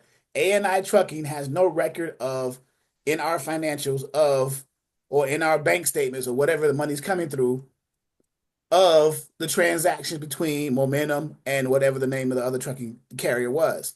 right. Yeah, they even had their attorneys calling us like crazy one minute, you know, threatening us and just saying this and that. And we told the attorney the same thing. You going after the wrong person. You're going after the wrong broker. Our name is nowhere on those papers. They have a contract with Safe Road, not A&I. So how coming at us? Right. Yeah, and how would they not even know that to begin with? That's the part that I'm kind of still kind of stuck on. Right, exactly. So remember I said when we were doing the example of the weigh station, some carriers are not, even though they're carriers and they've been experienced as a carrier over the years, some carriers don't Right. even understand how to distribute their weights properly, don't understand the axle weights and all that stuff. Same thing holds true in this situation. Yeah. Sometimes people just don't know certain things. Just because you say you're a carrier or a broker doesn't necessarily mean you are a carrier or a broker. You don't know all Mhm. about your company. Right.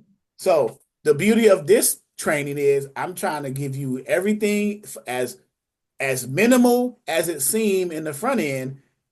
All those minimal things add up and they could be a big issue later on down the line. So it's important to cover some of these little things. Now, Yep. this is not a little thing because someone hijacked their information and then used it, and apparently they tricked RTS. RTS is dumb for not doing their due Right. diligence, you know.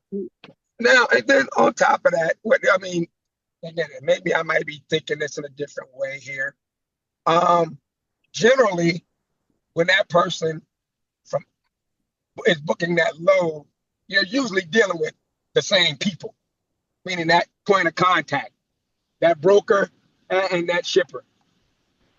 Right. So they should So how is it that you not know all of a sudden that you get a call or whatever, or some information or an email, whatever, however the load gets booked, some See, sort of communication has to take place I that see you're where you're not going. familiar with the person I see that where you're you're going. talking to.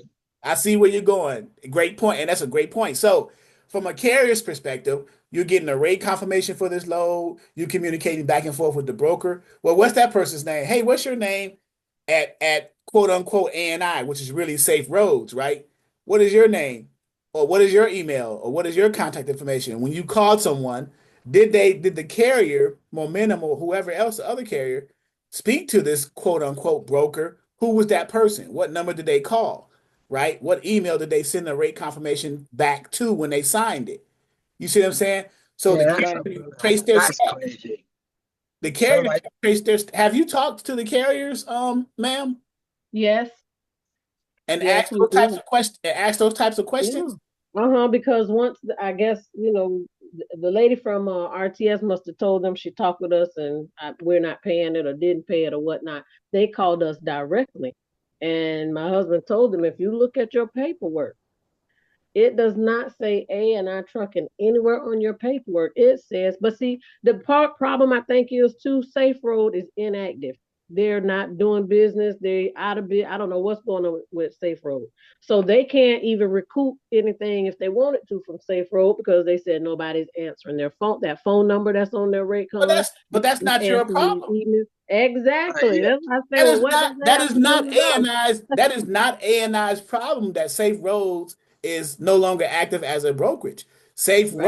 Roads was on the rate confirmation that you carrier signed and agreed to take Right. this load. Why are you calling ANI Trucking? Are you calling us? You should have Right. did your yeah, due diligence on the forefront. And when you first saw that it was Safe Road, then you should have called them to verify. Like I said, we go on Safer. We'd have looked up Safe Road. We find a number on here, and we call them ourselves to make sure this is a good load. You can't just take it face value now because it's stuff's crazy. Right, So right. they have a part to play too. Especially nowadays. So that's another lesson brokers you guys need to be aware of. You gotta, like I said, dot your I's, cross your T's, even down to the smallest things, is calling numbers to verify that these companies exist. but I And was just going to say, my question, sorry, I didn't mean to cut you off. Go ahead. go ahead, make your point. No, I'm just saying, like, 'cause I mean, what part does the FMCSA play in all of it? Because I'd be like, the first thing I would do, because I just had a situation where I was looking up my own MC number and another company was assigned. Like, wait a minute, hold on. How is that? So I called the FMCSA and I was like, and so they said, okay, well, you got to, when you look it up, because that it came up under a carrier name. I was like, hold on now, that's not right. So when I put in my DOT number, it showed both my MC number and my carrier number. I'm sorry, and my DOT number and my MC number. Right. So now I was asking, so I was like, well, wait a minute, how's that two companies can be assigned the same MC number? But mine was listed as a broker, the other one was listed as a carrier. I said, but that's still confusing.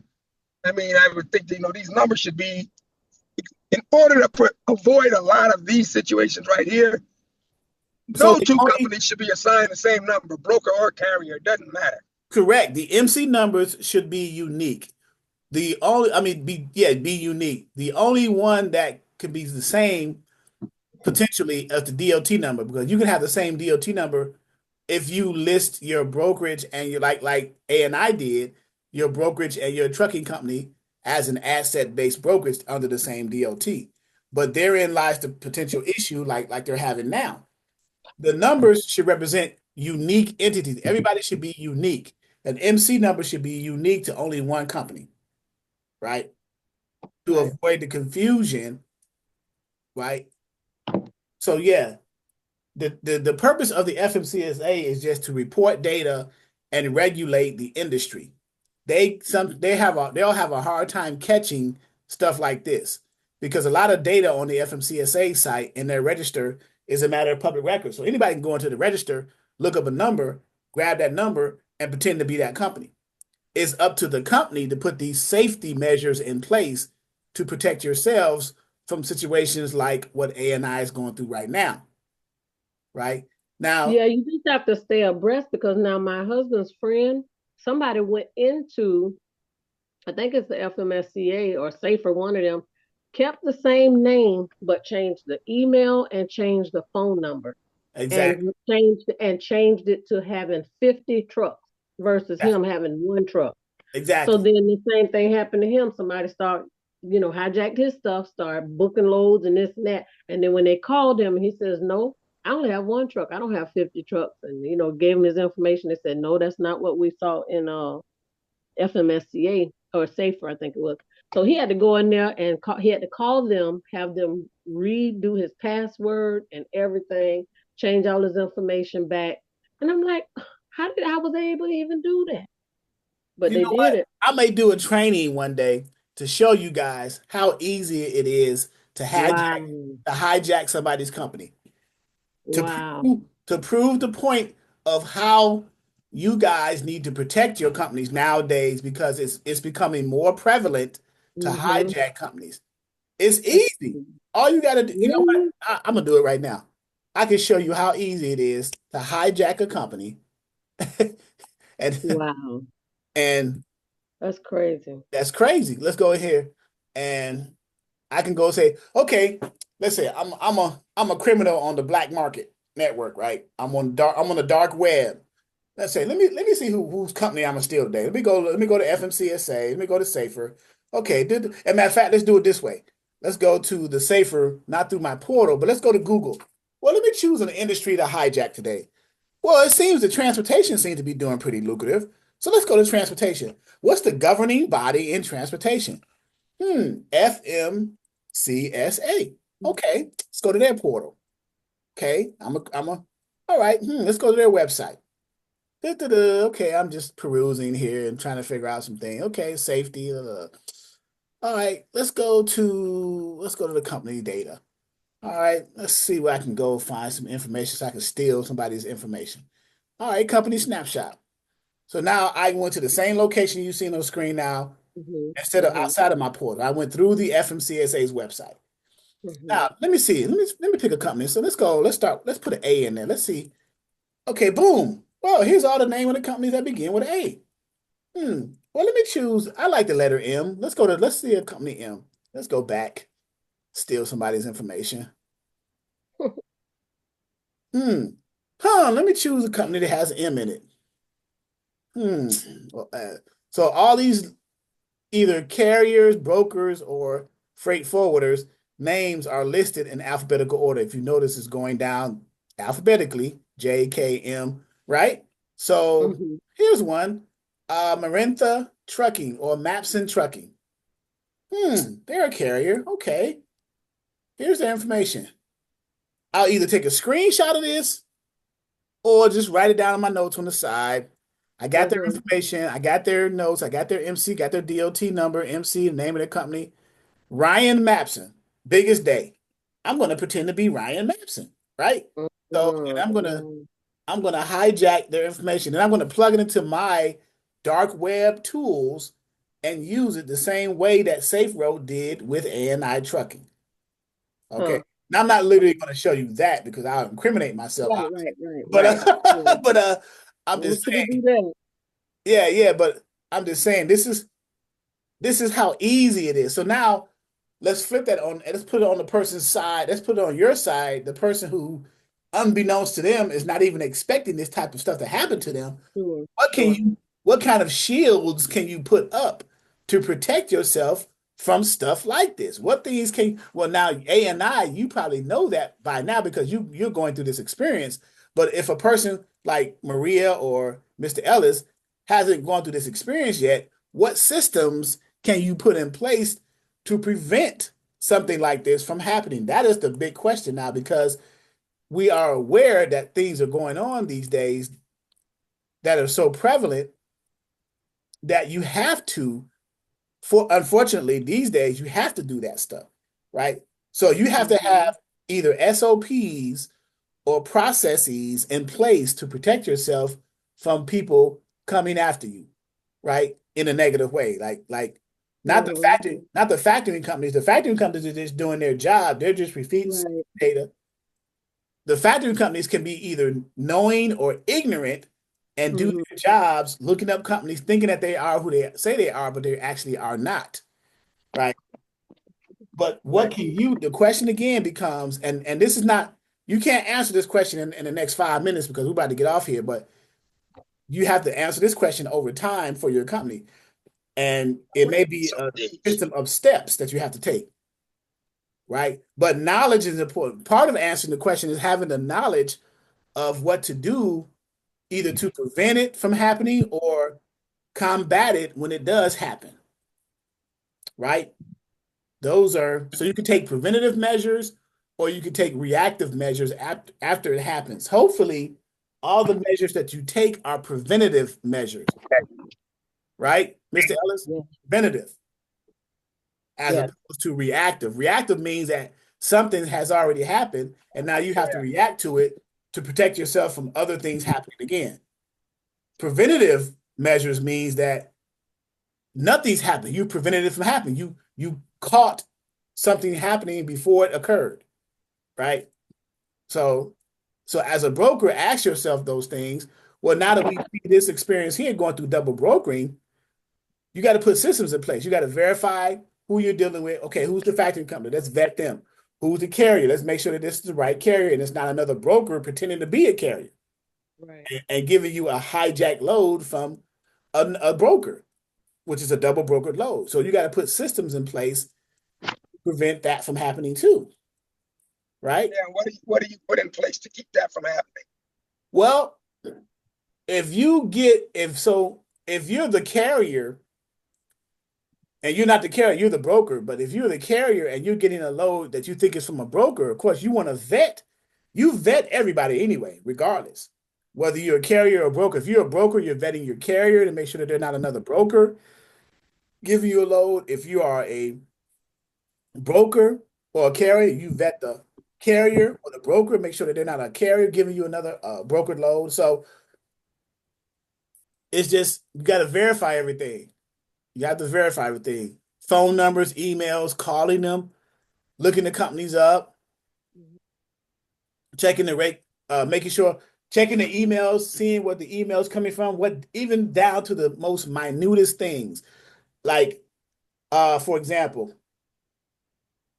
Exodus Logistics or info at exodusdispatchingandtraining.com. That's a company email. It's under a company domain. But if you got somebody, you got a company name, ABC Trucking, but you got an email, Pookies123 at gmail.com, that's not making sense. It's not matching. Something as small as that. It may seem dumb, but if you overlook something as small as that, you just got. And they also like will use an email similar to the email that's on file, but they may add one number or change one letter or add a dot in there somewhere. So if somebody looking real fast, it'll look like, oh, that's the same email that I just saw on the FMSCA, when really it's not, because Correct. one letter or one number has been changed and it throw the whole thing off. But if you look quick, you just think, oh, okay, we good. But And because take I've five had that minutes. happen too. Take 5 minutes to send a test email. Hey, we're A&A truck. We're just trying to verify that this who is it? Is this the trucking company we just booked this load to? No, I didn't know who Mhm. you are. Who is this? If you get a kind of response like that, okay, something's going on. Right. Right? Send a test email to verify it's the company. Hey, I just want to verify that we booking this load, pickup number 123 ABC, order number, purchase order number, blah blah blah. And I said, who is this? What is this for? Okay, thank you very much. I'm sorry, wrong person. And now you got to start preventing it from going further, either not accepting the load or whatever, right? Nip it in the Mhm. bud. Something as small as the email can, like you said, can overlook one dot. It could be info at exodus.logistics.com. Mhm. You know what I'm saying? Mhm. As opposed to info at exodusdispatchingandtraining.com. It sounds similar, but it's different. You see? And then other things, information on the rate confirmation. It could be a different person, different phone number, as it was on the beginning part of the shipment process. So little things like that. Who are you talking to? Are you talking to the same person throughout the whole workflow of the shipment, or are you talking to different people? You see? Mhm. So different things. So this was a good training night because this is some of the things you got to be, and it's sad that it's become so prevalent. It's almost like second nature now, but it's unfortunate. So much of it.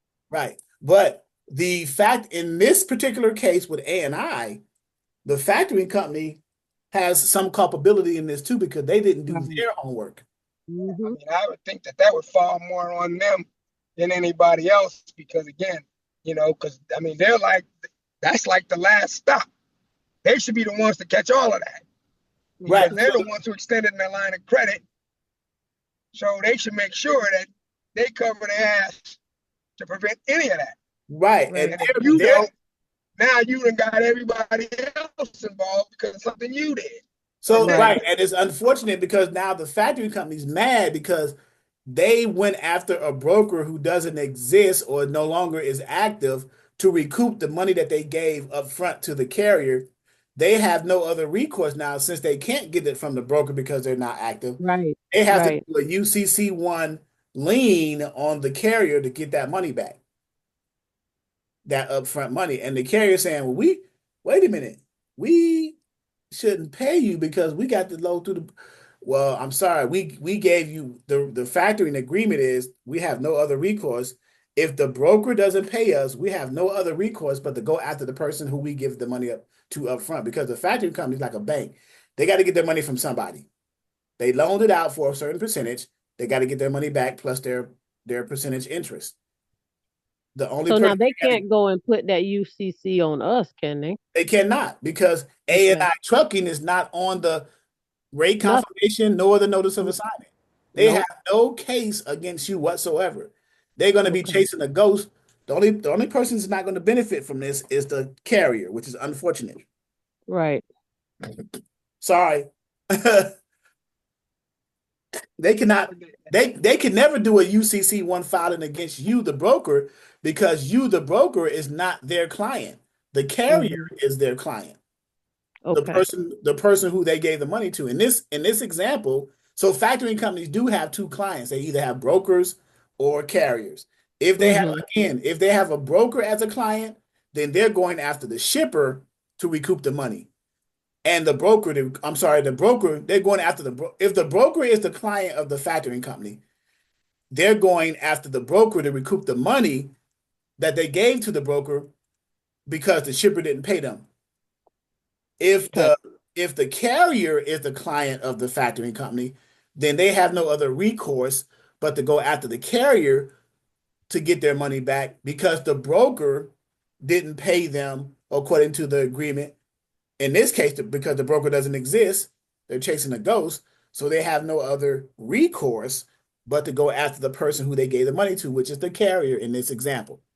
So whoever they are contracted with, whoever their client is, that's the person who they are filing the UCC1 lien against. You have nothing to worry about because you're not the client of that factoring company. They're going after, it's unfortunate, but they're going after those carriers. And yeah, it's unfortunate to the carriers. So you don't have a contract with RTS, right? No. Okay, then you have nothing to worry about. Nope.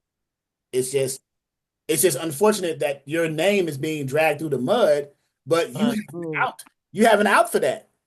You can prove that it wasn't you. If you have a copy of the rate confirmation of those carriers on those loads that shows safe road, if you have a copy of the notice of assignment that shows that the factoring company says all invoices payable to that safe road brokerage is now payable to us, the factoring company, you just won your case. Okay. So hopefully that helped A&I Trucking. I hope so too. I mean, I appreciate all of the information. And we haven't, it's been a couple weeks. We haven't heard from, thank God, knock on wood and everything else. Because I guess hopefully they're finally realizing, I mean, you didn't get water from a turnip. We didn't have anything to do with it. So hopefully, they're going on about their business and eventually RTS will start, allowing if they keep bugging you, you can put a cease and desist on them because they have. Go ahead, Mr. what's the investigation process like? That's what I want to know. Because once something like this comes up, since it falls back on them whether or not they're willing to admit it to you or not, they have to know, on their end that they the ones who made this mistake that led to all of this, and they would have to do some sort of investigation. Right. So if that's the case, let's say I'm the factoring company. So factoring companies they may eat this. They may eat this expense because they have what's called receivables insurance. They have factoring insurance. Wow. They'll eat this cost and just write it off as a Really? loss. Yeah, with the insurance. Yeah. Yeah, they have what's called factoring receivables insurance. Okay. And they made the mistake and it cost them. Okay. So will they make the carriers give them their money back, or they'll just eat it and be done with it? if they are unable to recoup, they should be able to recoup the monies from the carriers. The carriers Right. legally the carriers are obligated to give that money back to the factoring company because legally they are in an agreement with the factoring company when they got set up with that factoring company. And Right. the carriers, unbeknownst to them or knowingly, if they did not read that factoring fine print agreement, which says that either recourse or non-recourse, if we cannot get the money from the broker, whoever they are, we're coming after you through a UCC1 filing lien to recoup the money. That's in the Well, contract. That's in the contract. now, real quick though, would there even be a need, or why would the carrier even put up any type of because first of all, if a load was fraudulently booked, that means the carrier didn't ever get his hands on it because it went somewhere else, obviously. Well, I don't know. I think the carrier did the carrier move that load? Yeah, I think they did get a load. Yeah, they got the Okay, load. so then what's the issue? That's why I'm confused. I'm thinking if it's double brokered, somebody took the load, then the actual original carrier doesn't get his hands on that load. No, the carrier got the. Go ahead. No, go ahead. The carrier got the load. Yeah, the carrier got the load. He delivered the load. He submitted all his stuff to RTS to be paid. RTS paid them. Now RTS never got their money. Right. So they're coming after us and say, hey, we paid your carrier. Where's our money? And we're saying, no, that's not our carrier. We don't know where you're gonna get this money from. Right. And in this case, it's not double brokered where another carrier gave that load to another carrier. In this case, it's not even considered double broker. It's considered a brokered load, but it's a brokered load by a broker who hijacked a real broker's information and used it as if it was theirs and still gave the load to the original carrier. To the carrier, the only carrier. There's no original carrier. So it's the same one carrier. It's just that the fake broker used ANI's information to pretend to be ANI. Right. So when the carrier picked up the load from the shipper, the military, that's another thing. The information on the BLM pickup information should have been verified. So now, since the load is factored, now the load is factored to the broker, which means the broker paid the carrier.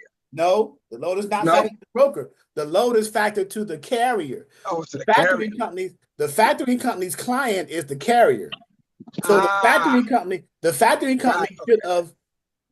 company should have verified, did their due diligence on their side before they agreed to factor this load and give that money to the carrier. They should have verified the broker. Right. They should have done that. The broker don't got nothing to do with this at all. Then it's like, wait a minute, hold on. Because first of all, we didn't receive anything. So we didn't get no verification request. We didn't get no NOA. We didn't do no credit check on you because we would have sent our credit check information to you, the factoring. Oh, I'm sorry, the factoring company should have sent. Did you, RTS, send a credit application through your client, the carrier, to us so that you can vet us as a broker? We have no paperwork of that. You did not check us at all, nor did you send us a notice of assignment. So how can you say that we, ANI, is the broker under this load?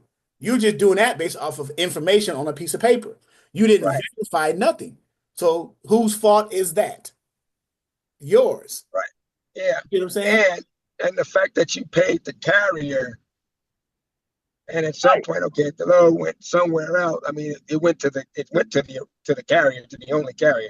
So that's so that Defaulted. open. Listen, So this is. why would they even go to the broker for anything? Like, wait a minute, hold on. Oh, wait a minute. This starting to get funny now. This case. So when the carrier delivered to the consignee and got the POD and sent it to the factory company, now it's getting funny because it's gotten that far.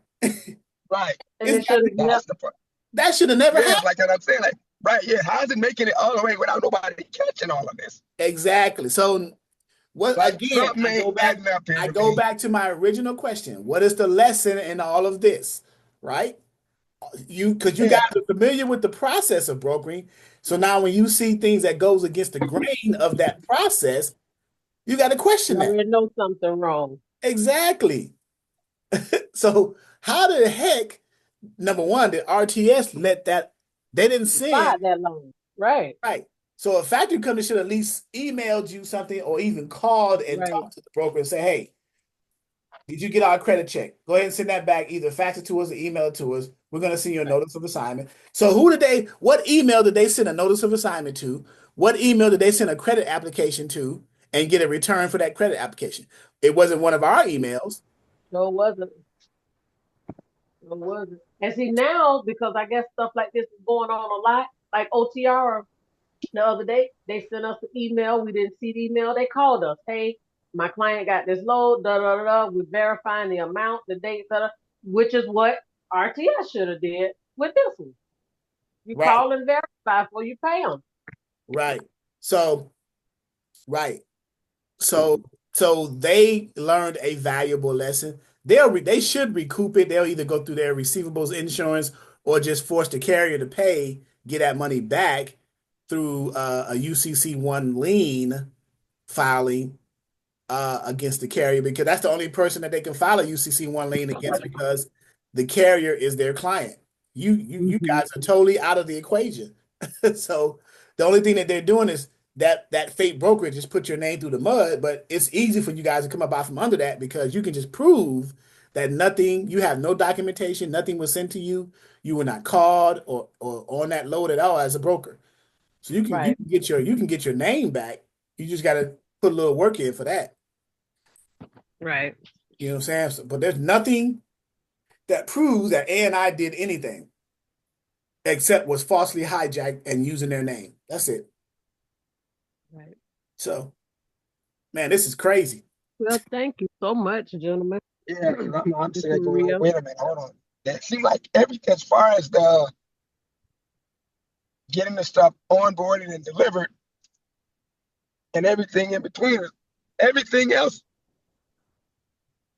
How did it manage to make it all the way through the process without Exactly. nobody catch? I'm So, like, see, okay, ding, ding, ding, ding, ding. That's what I want you guys to see. That's the lesson. Right.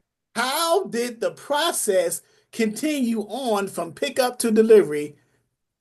You know what I'm saying?